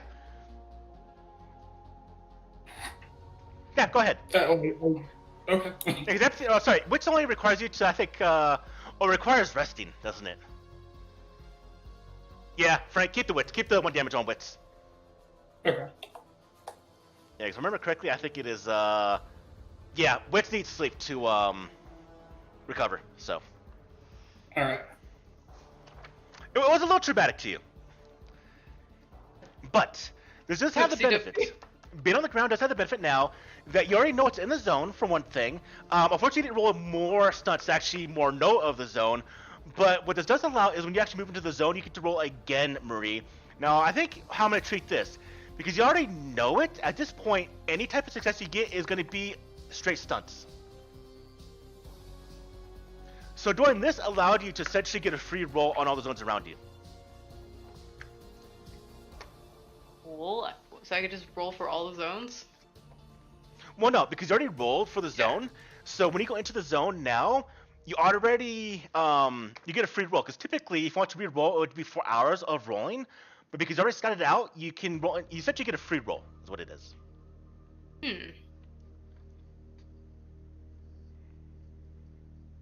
How do you want me to do that now?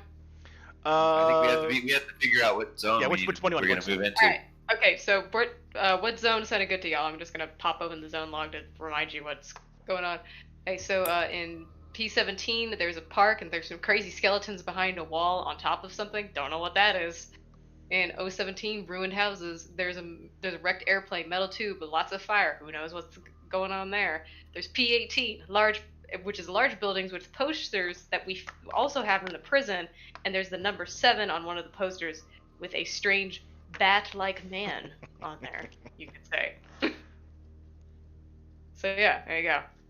Does anyone have any interest in certain zones? I am up for any of them. Well, P17 kind of sounds scary, but it gets us closer to our goal. It's diagonally the closest to the X.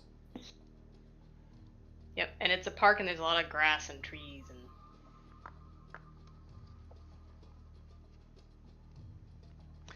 Oh, did you decide? I'm gonna take another quick bottle break from drinking all this damn water.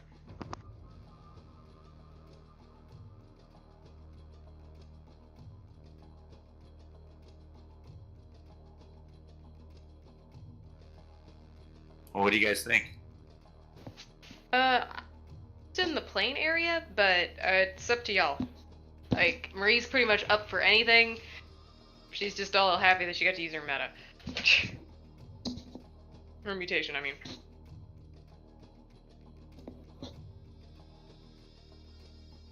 Well, I think we should go diagonally into the park, but that may be foolish. But I don't know that anywhere is safe on this in this world. Probably not, but there's a bunch of skeletons, so if we want, we could say hi to the skeletons. Or we could end up being skeletons. Well, I vote diagonal into P17. That's where the forest was, right? The park, I think. Or the park. Park Yeah, forest. overgrown.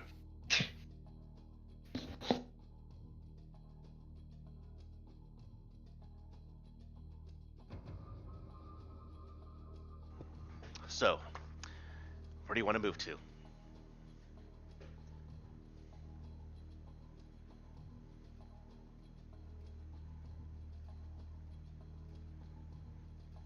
I feel like we're still deliberating on that.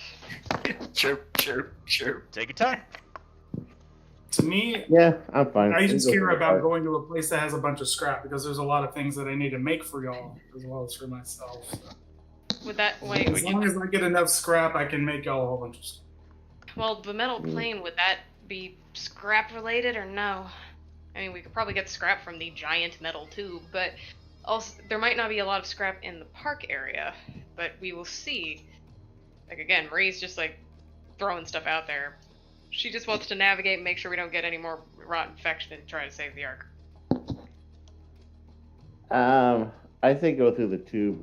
I mean, if we're gonna be cautious, it seems like the tall grass area would be too easy for an ambush. And as a wise man once said, don't go into the long grass.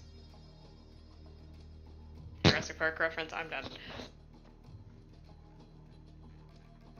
And I could use a shield. Yeah, I think Rot we could all suits would use be the nice. shield. Listen, Ooh, geez. yeah, Rot's shoe. Well, I mean, there's scrap armor I can make. I can make shields. I was gonna make binoculars for you, Marie. Yeah, I Rot think suit. There's I think rot we suit. could go in some of these ruins. And then I saw there was a balloon.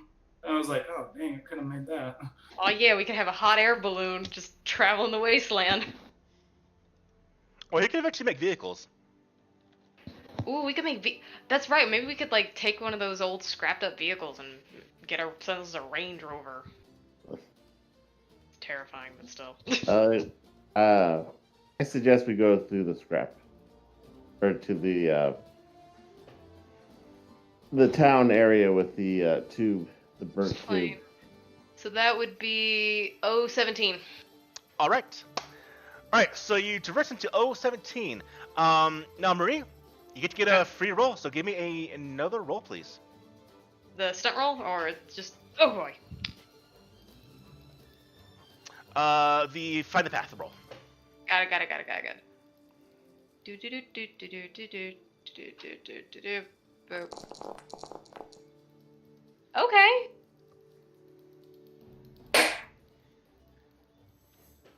So it's a regular success? Yeah. I'm cool with that. Would you want to push? Nope, I'm good. I am Alright. A-okay. Alright. Now, I need one of you to go ahead and give me a scout roll. Do you want me to do it, or I already did find the No, path? Never because you're the one that's actually leading, so someone else has to do the scout. I can do it again. Go for it.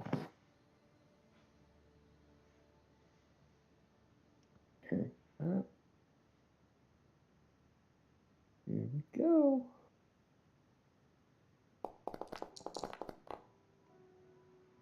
I'll push that. Go for it.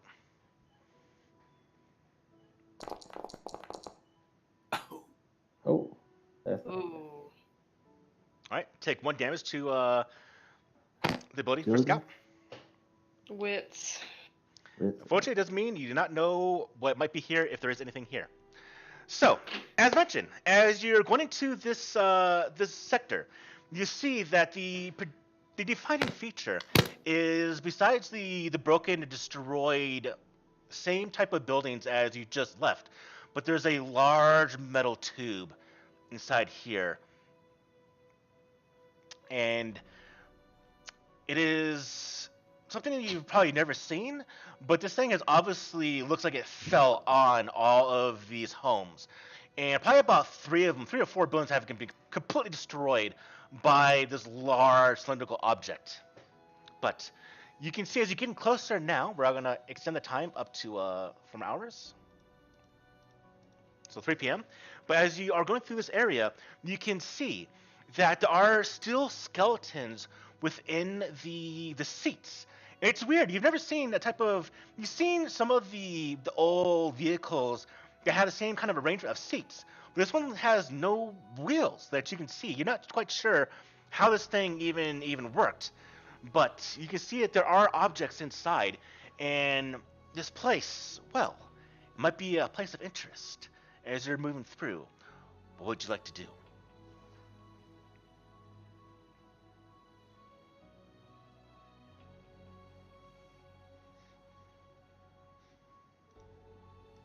Right, is there any... Okay. I look around the area for any more skeletons. How about that? Any, like, dead, corpsey kind of things. Just checking the area. As you look around the area, as you're traversing through, nothing really around. You come across the occasional bone, but what does stand out, Marie, and for the rest of you, is that there are actual full-on skeletons inside the cylindrical object. And they're not like pieces, there's like full skeletons inside. Can we climb up into it? Was there any other openings, like on the Absolutely. side or? Parts of it have been gashed open. The one end does kind of rest on the ground, and it does kind of lean up into the sky. So it's kind of at an angle from on top of one of the broken down homes. But you can definitely get entrance on from the ground level.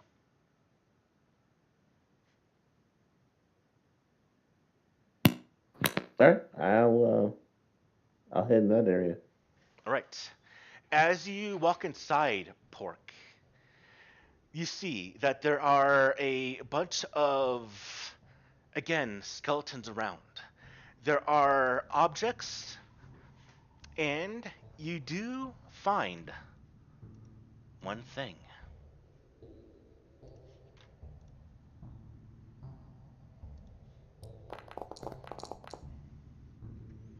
So I'm on all these at the time now, because I'm not quite sure where you're heading. So let's see what the first thing you actually get to find.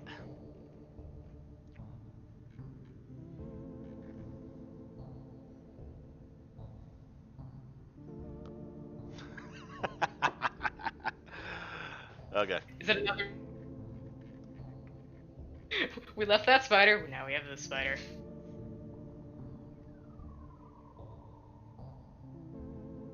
Well, I'm gonna go with the roll, even though it happened so damn early. So, this large cylindrical object, a little bit larger than what I myself imagined, because the seats were not actually at the bottom level. The seats are actually above you. You actually entered into the hold of this crashed object, but inside you find a vehicle, but this one is a little less worn down. It actually looks relatively intact.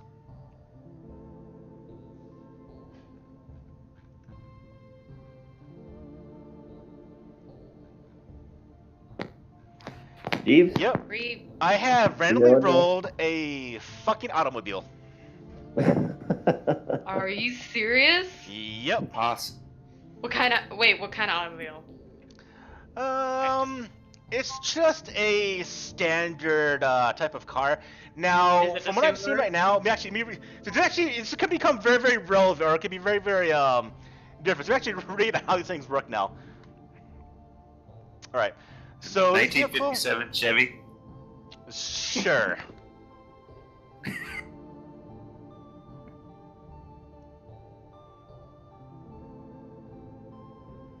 Maybe a military jeep. No, It no. was a military No, plane. no.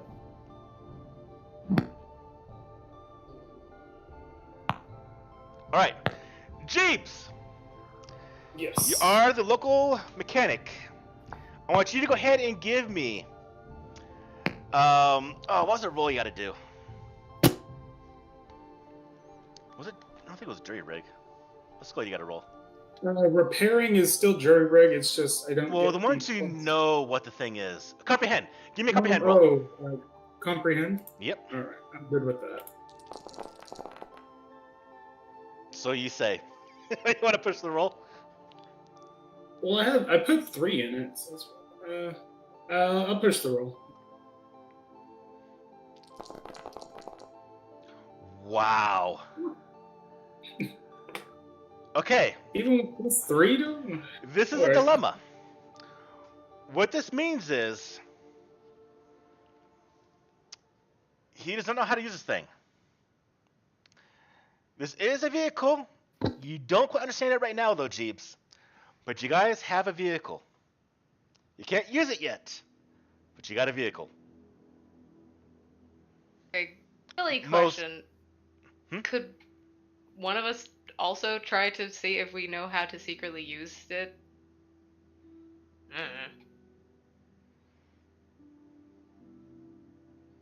Or is it only the fixer though? Not the fixer. This the- one does require the mechanic. Damn. This one's a little Not too worth it. complicated. So what this means, until you And didn't it- improve your skill, Jeeves, either improve your skill and roll again, or you need to get the technology level of the arc high enough to where you actually would be able to understand this. Well, I mean, I'm at max. Aren't we only able to have 3 in any one category? No, the max you go to I think is 6. For character creation, 3 was the That's highest.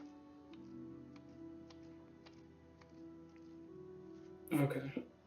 But most definitely write this down that you have found this thing. Where do I write that down? Just in. In the zone log, don't worry. Yeah, it looks like Bree's taking care of it. Because this is a very, very powerful thing to have, but you have to know how to use it first.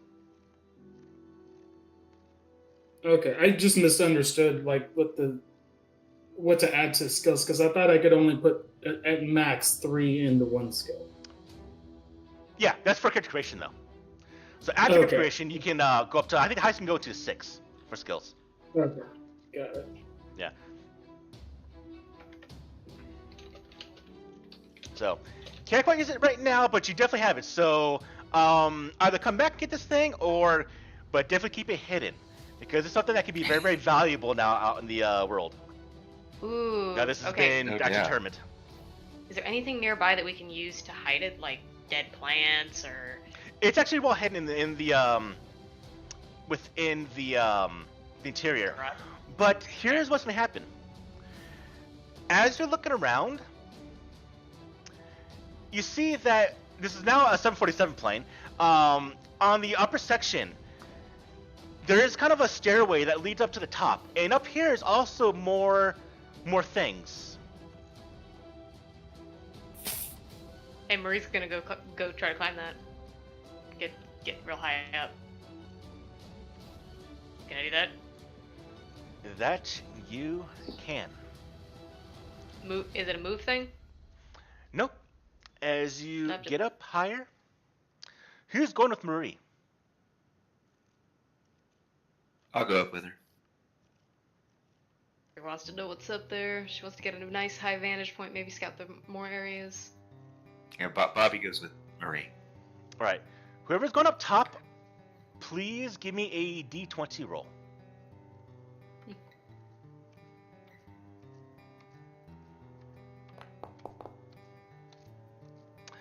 Well, Let's do it. Telling y'all I'm cursed.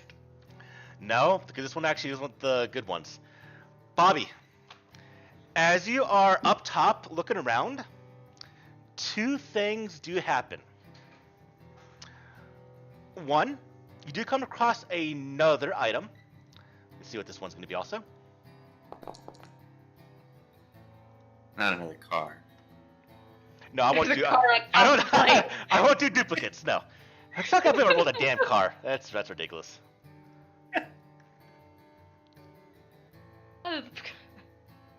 Oh, okay. You see, there is another weapon similar to what. Actually, have we gotten the revolver already? Yeah, I thought we had a revolver somewhere. Then I'm rerolling. I do. Oh, okay.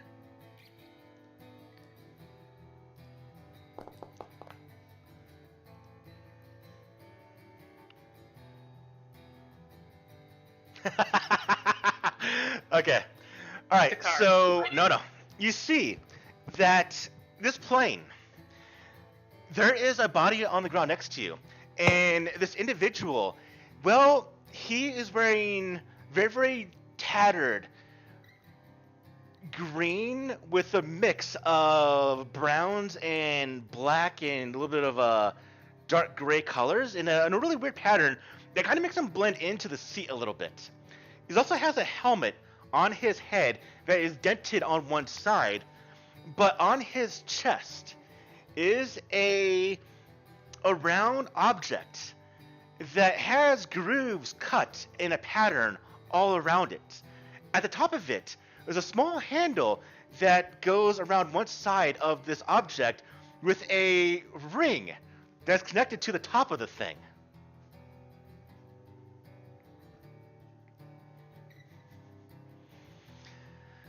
Bobby, give me a comprehend roll. Okay.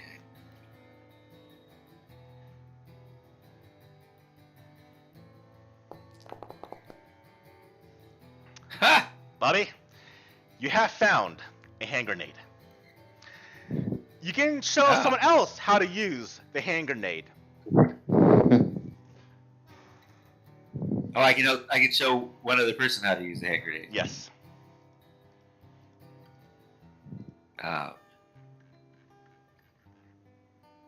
And Marie and Pork are up there with me.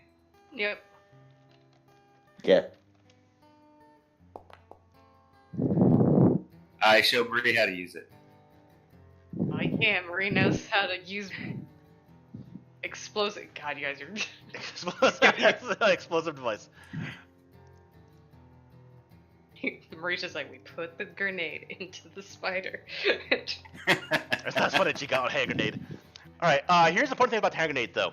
I'm going to show the effects this thing does, because it's pretty interesting.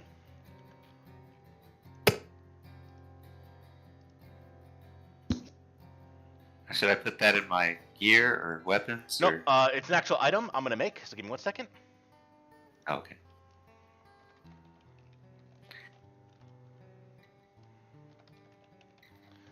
Plus D6. Because this thing can help out the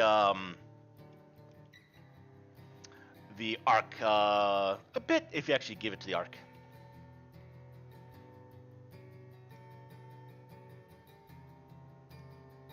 Alright. Everyone go ahead and look in the items and you'll see the hand grenade. Aha. Ah, yes, the holy hand grenade of Antioch. Yeah, shoot. Yeah.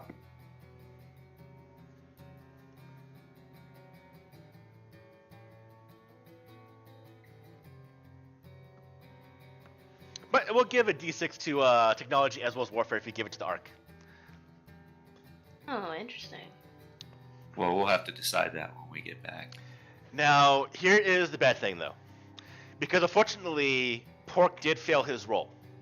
So as you are actually pulling this grenade off this body and looking at it, the reason why the corpse blended in so well is because there's actually a giant fungus mold that was on the seat and behind the body of the soldier.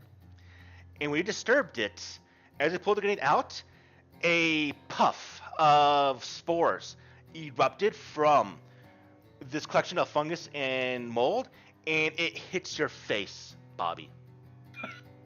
Can I use my mutation? It's reactive. What's the mutation do? Um,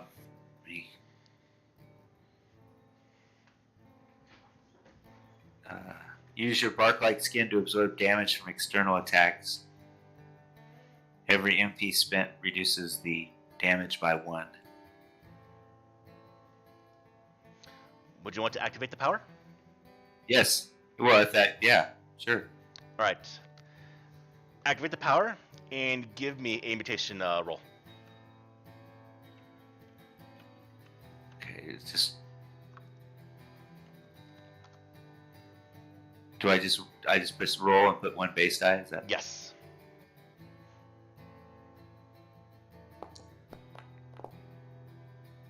Uh-oh. That's a success. Yep. So you enact your barrier on your body, and it does land, and you get covered by all these things, but then you can brush it off.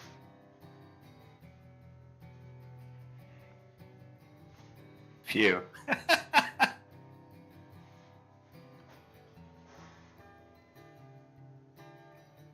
Okay. Deduct a mutation point. Done. Now, do I roll again because I used a mutation point, or was that what that roll No, was? if you would have rolled a 1, if you rolled the biohazard symbol is when you would roll. This is when Oh, nothing okay. happens. Yeah, only the 1 is usually the bad thing that happens to your characters.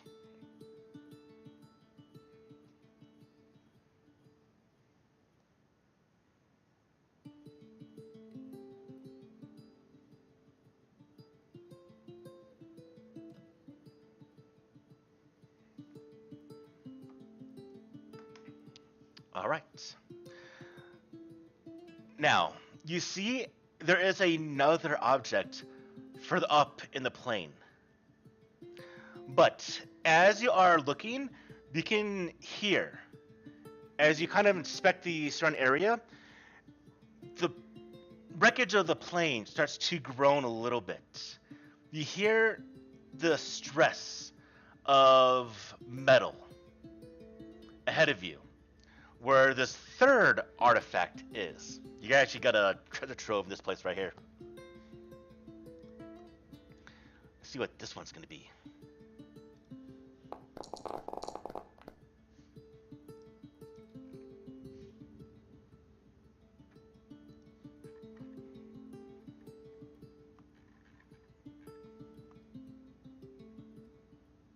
Oh, interesting.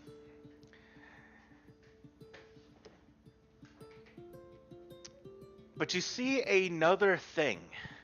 It is in a case. It does have a broken glass cover on it, unfortunately. Whatever this thing held was held with some importance.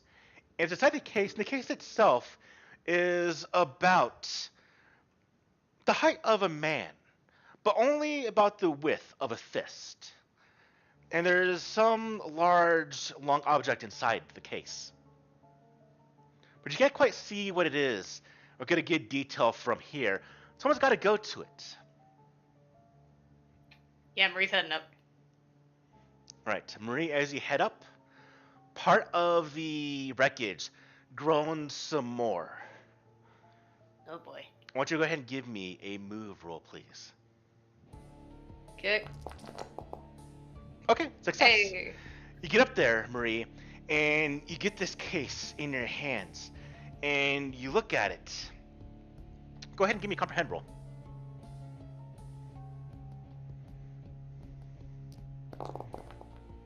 Okay. This is something you've actually encountered before, but this one's actually more elegant than the other stalkers have been using. This thing is. Pull up the thing. It's a bow with a collection of arrows, but the bow itself is actually much more complicated than the ones you see. Ones you yourself might have, you have. This one has like gears at the top and the bottom of it, and just a collection of gadgets in the middle of it. It's most definitely a bow. The material is very, very light compared to the other bows you've held before, Marie. This one is very, very light, and you actually can pull it back and just test it out because you know what this is. And it's very, very odd in how it works, but it's most definitely a bow. It's a compound bow. Out of character, Nice. the archer in me is like, oh yeah, another bow. So, in character, Marie is also going, oh yeah, another bow. How many arrows does it have? In each arrow, there's 2 arrows right now, but the bow is what's special about it. Okay, so do we have like? Okay, so I can make you arrows if Yeah, you need. that's the best thing about this, because she still has the arrows from her other bow. So, what's better than one bow? 2 bows. This bow, I think this bow is much better. I know it's an artifact. Obviously, it's gonna be better than the other bow. Give me a second. I'm making the actual things for it. Okay. We know when you make the little info block for it, so I can put it in my inventory, or you're gonna do it. One of the two. Exciting. Okay, the bow is now observable in the inventory or in the items tab. Look at the damage and everything of it. I think it's better than the normal bow. But okay, compound.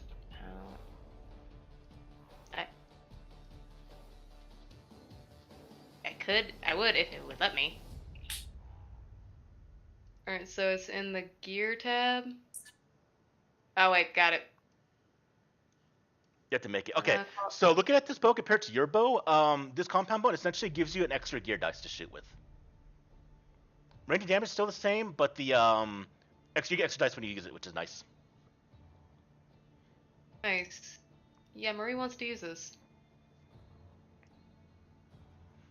Can we put it in my inventory so I can roll with it? Oh yeah, it goes in the artifacts. Okay.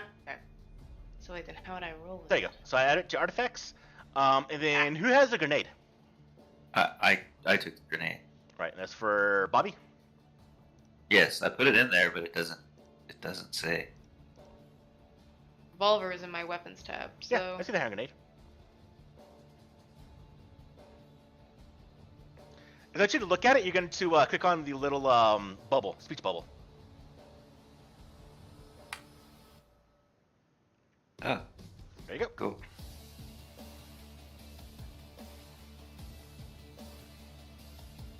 So we got 2 explosives now. You got the one that was made by Jeeves, an actual grenade, and then a bow and arrow, and a damn car. I can't believe I rolled that. But can't use the car yet. But it's fairly, I guess it's somewhat close to home base.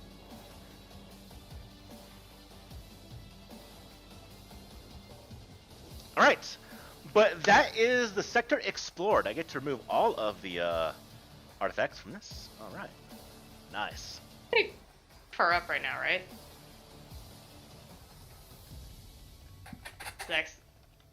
I was thinking I could maybe scout P16 before we head on in it. Unfortunately, there's nothing here large enough to do that. Damn. Alright, well.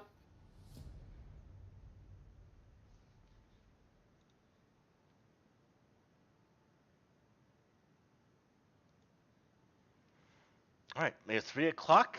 You have explored this place. You have found some items, some artifacts, some objects to make you a bit of heroes. Now, here's the cool thing about having artifacts. When you get back to the your arc, you're going to become a bit of hot shots, especially if you bring back the vehicle later on. But coming back with old world artifacts is seen with a bit of prestige, a bit of influence, a bit of power. But right now you are 2 sectors away from the location that was given to you by the water merchant. What would you like to do? It is 3 o'clock in the afternoon. We have essentially one more zone we get to before it gets to nighttime, or if you go through it really quick, you can definitely potentially get to the other zone in time. Yeah, y'all want to head to P16? Yeah, let's do it. Are we still on top of the like at the end of the plane? You're essentially a scavenger thing from the plane itself. I was wondering if we could take like view the expanding area from there. Unfortunately, it's not high enough to do that. Oh, okay. Ooh, Jeeves! Yes. I want you to go ahead and give me. There's definitely salvageable artifacts here, salvageable stuff. Jeeves, I want you to go ahead and give me a. Give me a jury rig roll, Jeeves.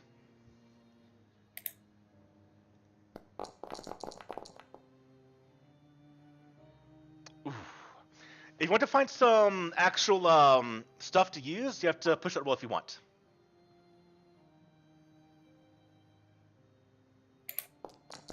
He's doing it. All right, I got one roll. Cool. All right, you get to find bicycle chain. Oh, this can be used as a weapon also. A bicycle chain. But it can be used as a weapon.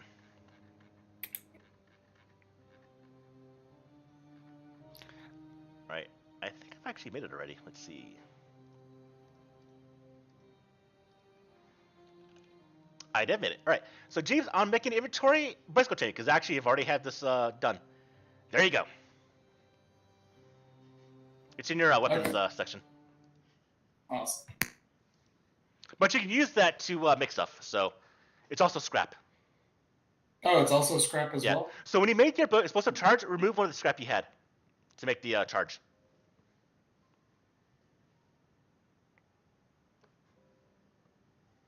Well, I didn't know exactly where to put my scrap, so I put it in gear.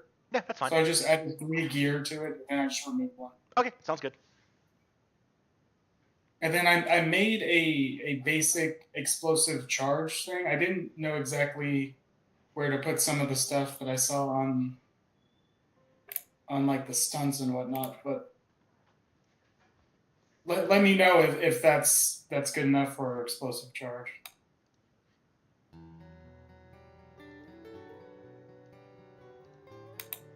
I think that's good for explosive charge. I'll finalize it if we need to. Well, because like on the explosive charge, it says that it has a blast power, but on the like actual sheet for explosive or making items or whatever, it doesn't have an option for blast power or whatever. I didn't know where to put that. Yeah, it's something we still have to kind of do manually. Oh, okay, got it. Right. As it is, though, we have found everything we can possibly find here, artifact-wise. But there's still more things potentially be able to find if we use more of the find the path rolls. But being 3 o'clock, what would you like to do? Do you want to head to the next zone, or do you want to do water? Or do you want to like scout for water and food and stuff? Are we moving I'd to say the go next on. zone, or I'd say go to the next zone since we're heading to a spot for water. Yeah. Let's go. All right, set on out. All right. Which zone do you want to move to, Marie? I am thinking. I'm thinking the P. I'm thinking is it P or is it? P16's right here. Yeah, P16. Yeah. Okay. So we traverse on to P16. All right, Marie, you know what to do. And whoever wants to do the striding roll, you know what to do.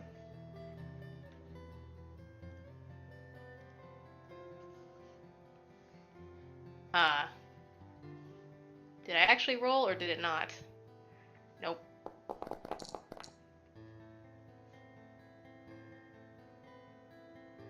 Two. Wait, it's not loading for me.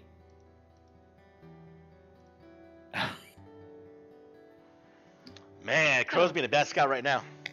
I'm done with scouting. I've been fired. Huh. Hey, so Foundry's lagging for me real bad. Not sure what's going on. It might be my internet. Try hit a 5. See if that helps out. Yeah, that's what I just did. Alright, let's see. Oh, good. The screen's black now. That's good. Okay, we're back. Oh, what's going on? Great. Alright, yeah, that's weird. Alright, let's try that again. So. Oh, okay, but that happened. Find the path. Let's try again. Hey! Nice. Always one successes. You want to push the roll? No, I'm so scared to push the roll. I mean, I could maybe. Screw it, I'll push the damn roll. You don't have to. I mean, you got a bit of success.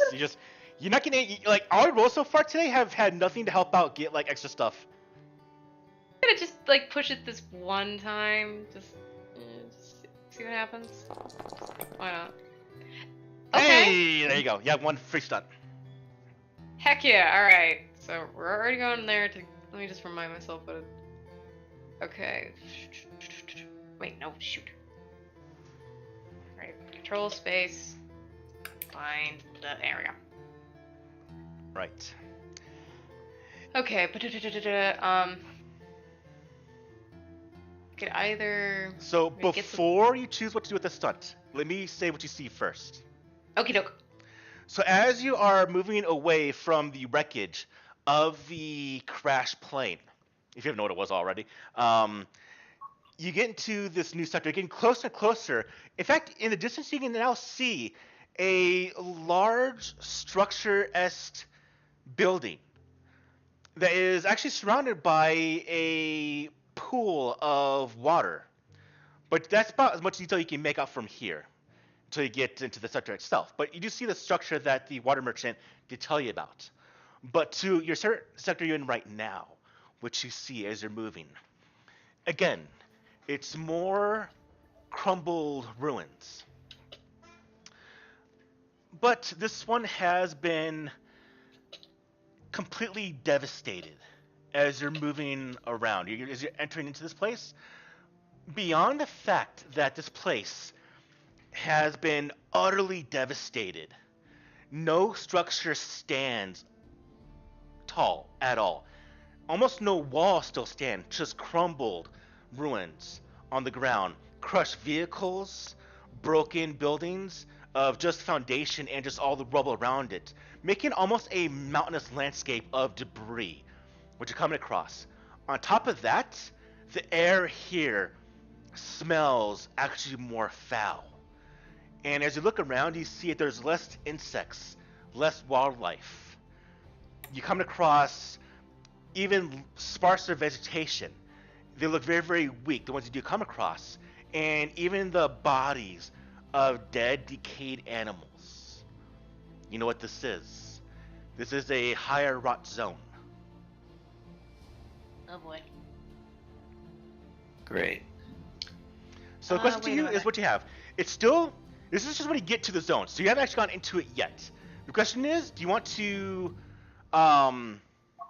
go back? Can I use my rot finder talent? You can. Part of my stunts, right? Yeah. Can I do that? Okay. Now here's the only difference.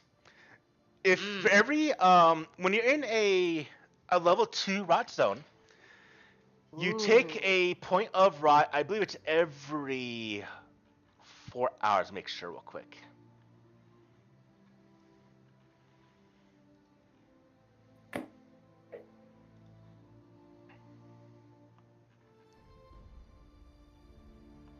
Okay, so every hour you get a point of rot. So you actually, if you went through here normally, you would take, to go through the zone would take 4 rot points. Or Marie can use her talent to actually negate and drop the level by 1 to make it going through here is actually going to be relatively safe. The only drawback with doing that is though is you avoid essentially every type of artifact in the zone because you don't actually explore it at all. Yeah. Okay. What's everybody wanting to do? Because Marie So can use the rot finder. We can go through it without taking any rot. Yep. But we just had, and we just passed. Well, then let's just go through it and get to the next one. I'm thinking, to be honest. Q15. All right. So you're gonna try to find the path through the rot there, Marie. Yep. Fantastic. All right. So you actually, so that's what this mechanically does is you actually reduce the level from 2 to 1. So very good. So we're back to the standard level of rot.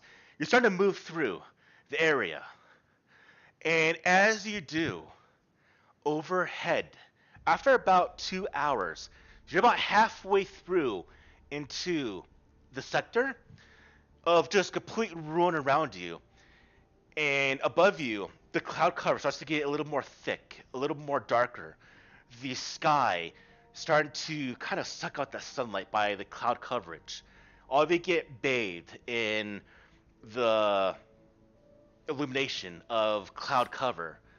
But that's not really that different. You see that at Storm Bay all the time. Being the name Storm Bay, you probably see storms around there. But here's what's startling. In the distance, in the near distance, you watch as a bolt of lightning strikes the ground. And then another one next to it. Another one next to that. And then all of a sudden, the air around you starts to smell like metal. The hairs on your body stand up straight. All of your metal objects on your body start to spark. And then suddenly, a lightning strike, multiple strike down around all of you. Is that a move thing? Nope. Bummer. So, the initial effect is that all of you are going to get hit with a 4 base dice attack. This is you walked into an electrical storm, unfortunately. But beyond that, those of you that have metal objects suffer 8 base dice. Oh, shit. That's probably everybody, huh? That's everyone. Does it affect any grenades or explosives? Yes. Okay, no.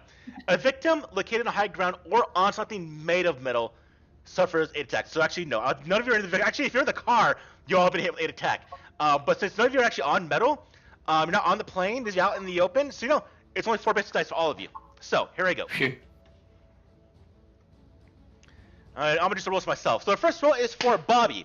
Bobby, this is against you. Okay. Bobby, you take 1 damage. Can I activate my mutation to not? No, I won't. What is it? 1 strength damage? Yes. And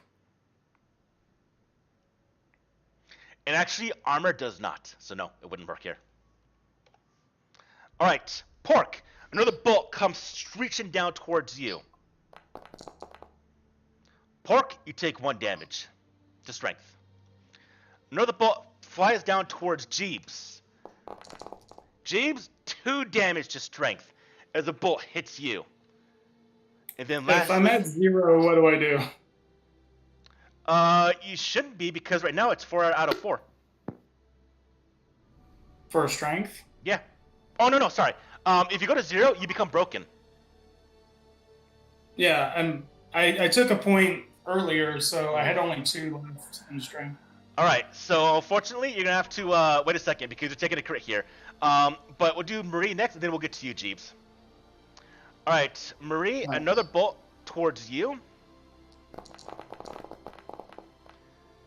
Marie also 1 damage to strength.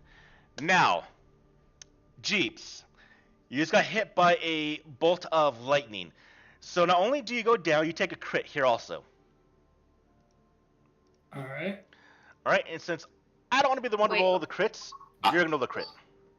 Wait, hold up. Can I heal him? Let me heal him. Okay, you heal. After this. Unfortunately, no one decided to heal before this.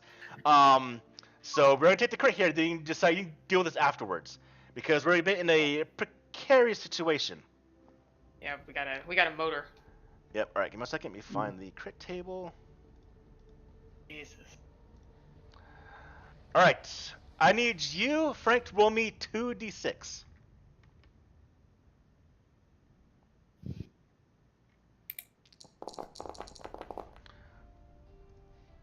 All right. As the bolt hits you, a 56 is. All right. This is a neck injury, Frank. So Okay. it's not lethal, but this bolt of lightning comes down, and I'm gonna say this thing strikes you on the ground around you. It throws you off your feet, and you land sideways on your neck on the ground, and you feel something kind of crack. All right. The effect of this is you're paralyzed from the neck down. The effect is permanent unless healed during the healing time. So the healing time is in, I believe, hours. So I want you to roll me. Actually, I'm gonna roll this because this is gonna be hidden. If you don't heal this within the amount of time I roll, you're not gonna know the amount of time. If it's not healed by then, this is a permanent injury, which means pretty much a new character.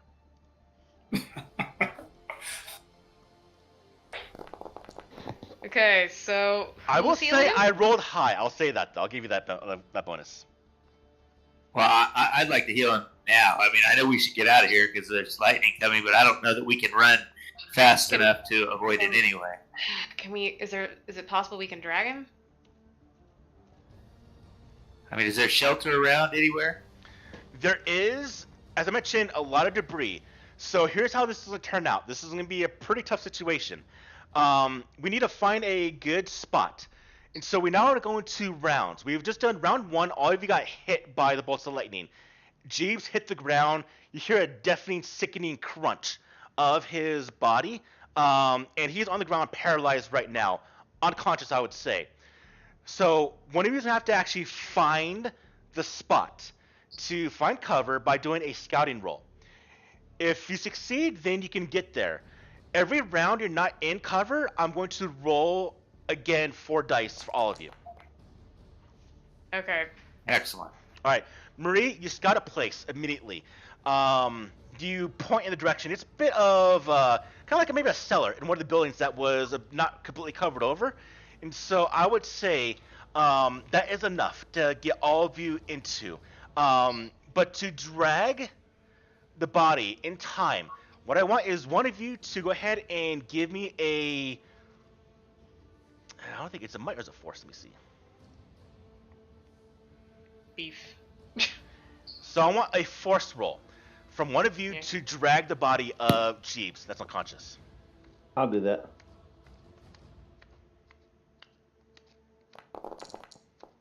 All right. Okay, you got one success. All right, so all of you, Marie points in the direction.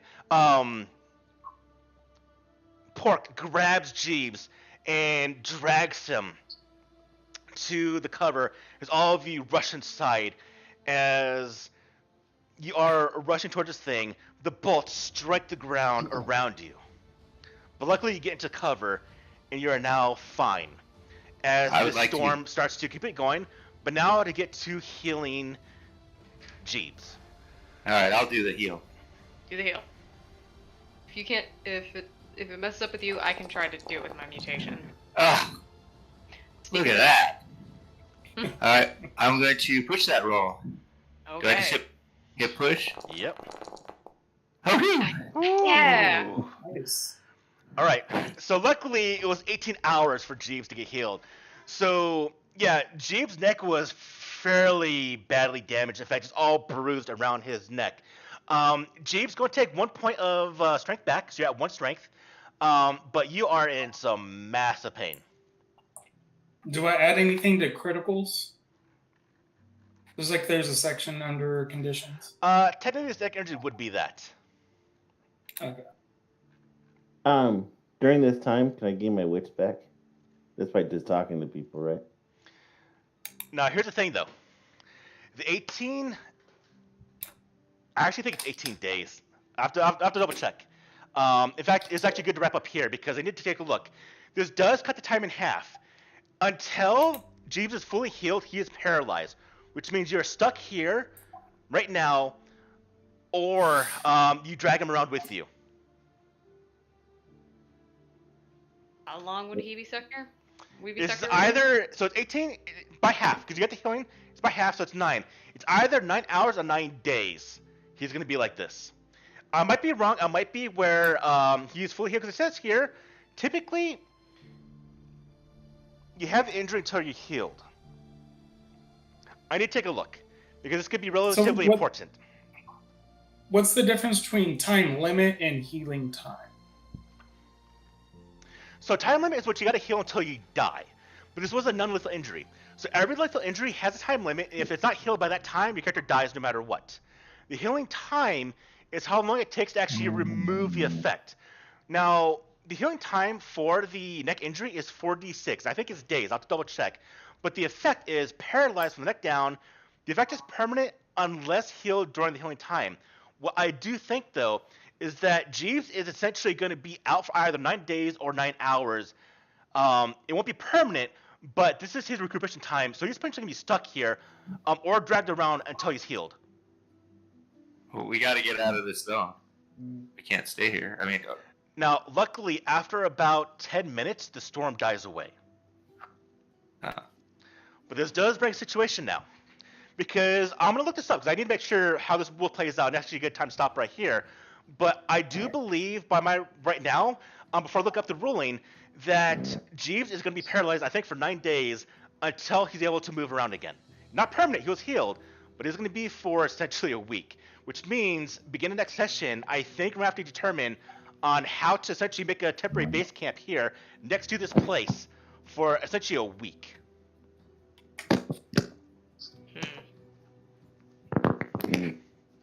No bueno.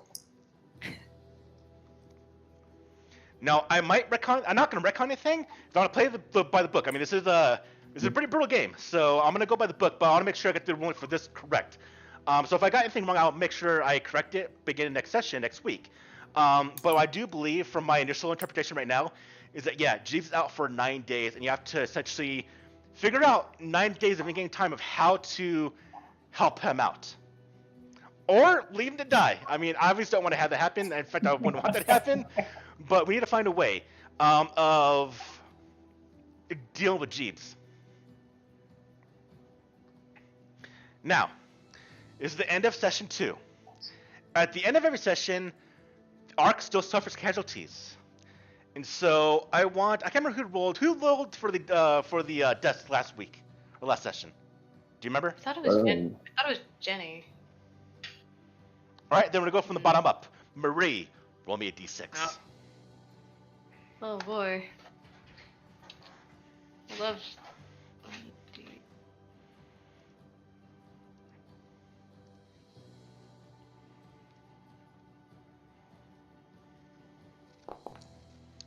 Oh. All right, so 5 people die in the Ark this day. So we went from 202 down to 197.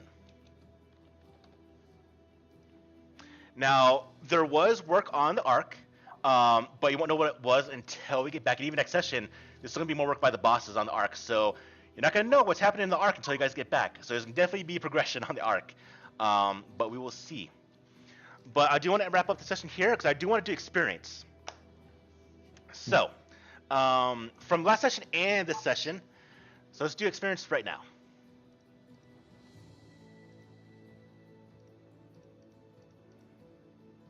All right, let me see. Do I have...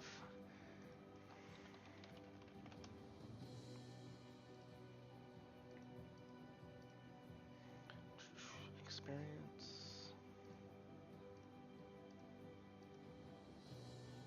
Okay, here's the questions we gotta ask. So we're gonna do this for both last session and this session. Pedo. So make the entry real quick for experience gain.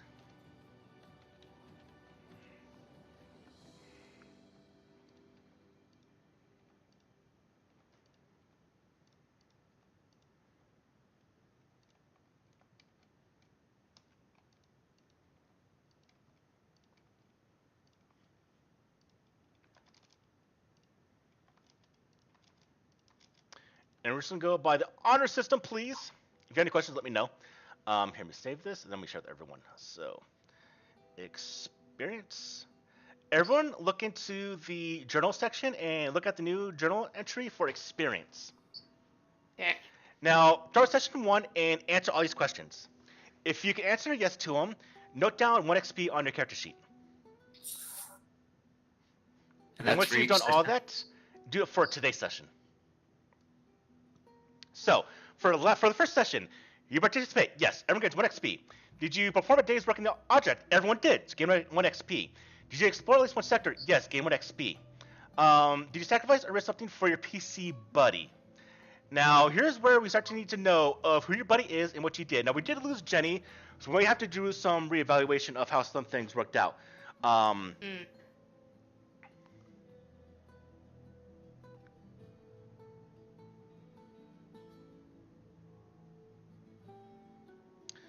So I think, let's do this.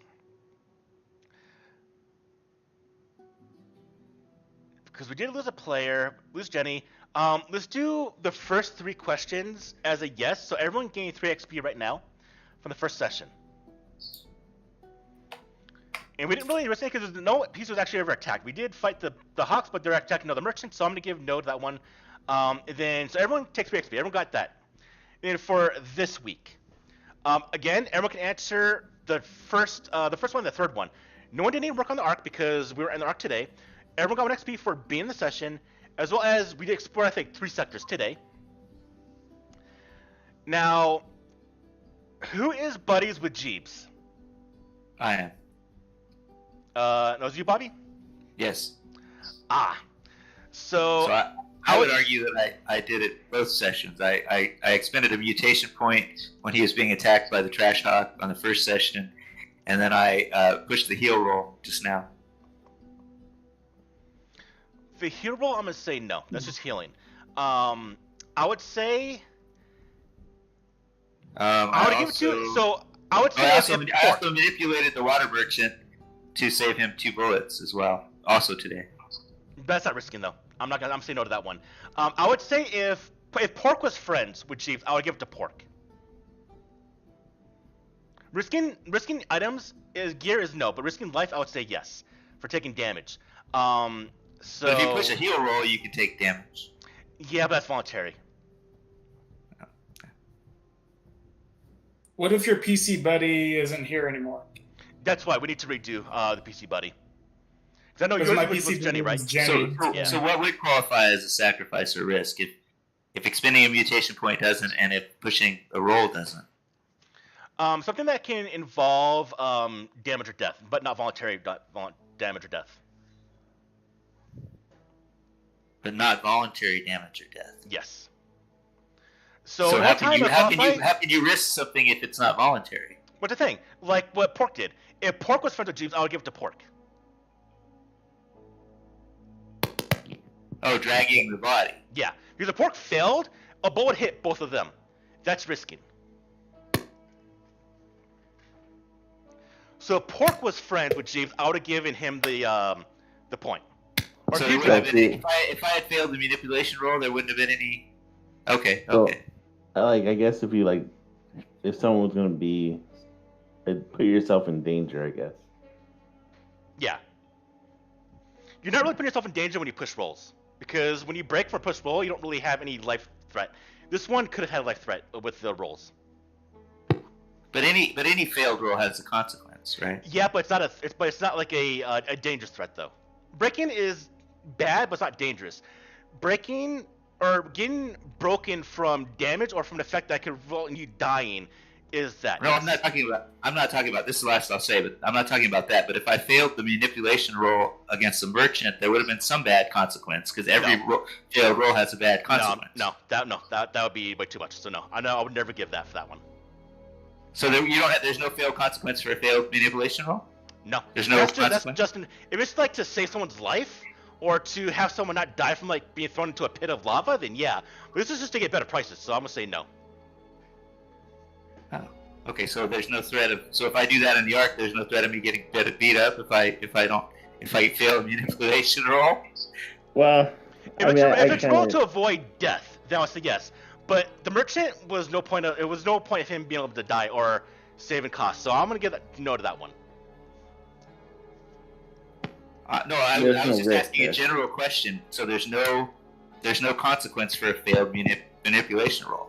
I was just asking that question. I'm not saying in relation to this experience thing. Oh, a failed manipulation roll in that case would just be typically price not No, being. in any case. Yeah, a failed manipulation roll is either them not liking or agreeing with you or not getting better prices. Okay. Probably the manipulation roll, depending on the circumstance it's used, is either going to be very, very bad or just not just kind of inconvenience, really.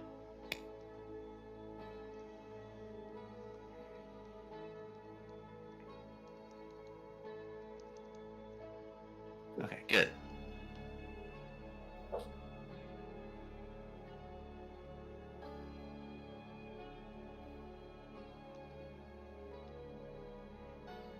And I'll take a look too. So I do want to make I don't want the experience to go too fast, but I don't want to go too slow. And I want to make sure I'm kind of being fair. So I'll think about the sacrifice of the PC things. And if I think it's different, I'll tell you guys next week. So. So does that mean we would get a total of 6 since we're doing both days?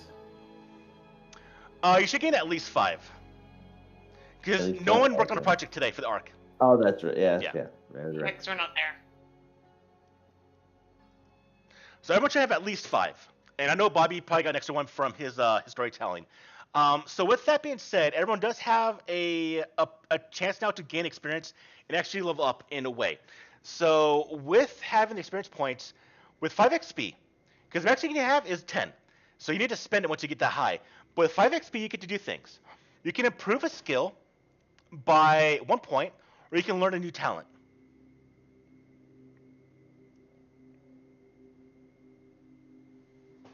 Those- So like you can raise your, so if you have manipulate at 2, you can raise it to 3. You can gain a new talent. So essentially it's your first level up.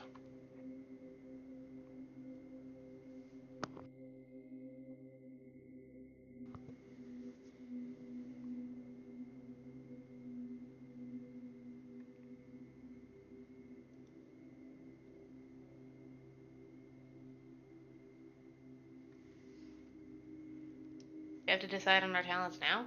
No. Just a note, you can think about it. Cool. Ah. So you Now said we can say raise that. with You the can say we PC, raise. Okay. sorry. With the PC buddy thing also, for the sacrificing, I would say the sacrificing would be something that is relatively important. So not like 1 bullet when you have like 500, but something that is kind of important or needed by the character. Would be that.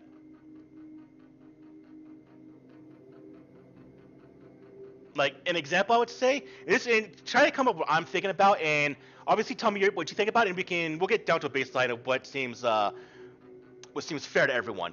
But when I think about sacrifice, is say you have been ambushed by like a gang or a bandit group, and they tell you, hey, I want your most prized artifact that you have, and if you give it to me, I'll give your buddy back to you, or we're getting to a fight here and we're about to blast each other apart.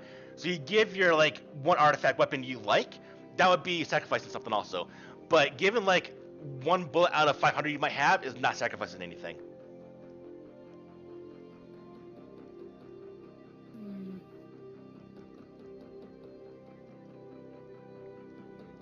And you said we get what for 5? We can either raise an attribute or. No, you can never raise attributes. It's always going to be permanent how they are now. You can raise a Okay. skill by 1 point, or you can gain a new talent. Okay.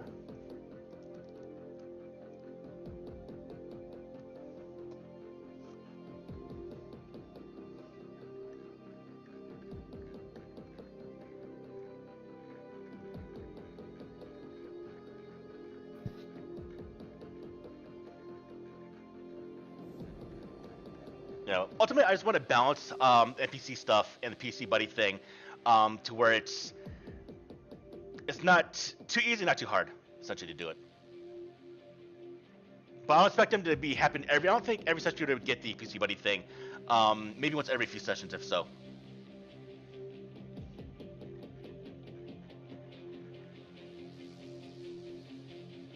All right, but I'm gonna stop the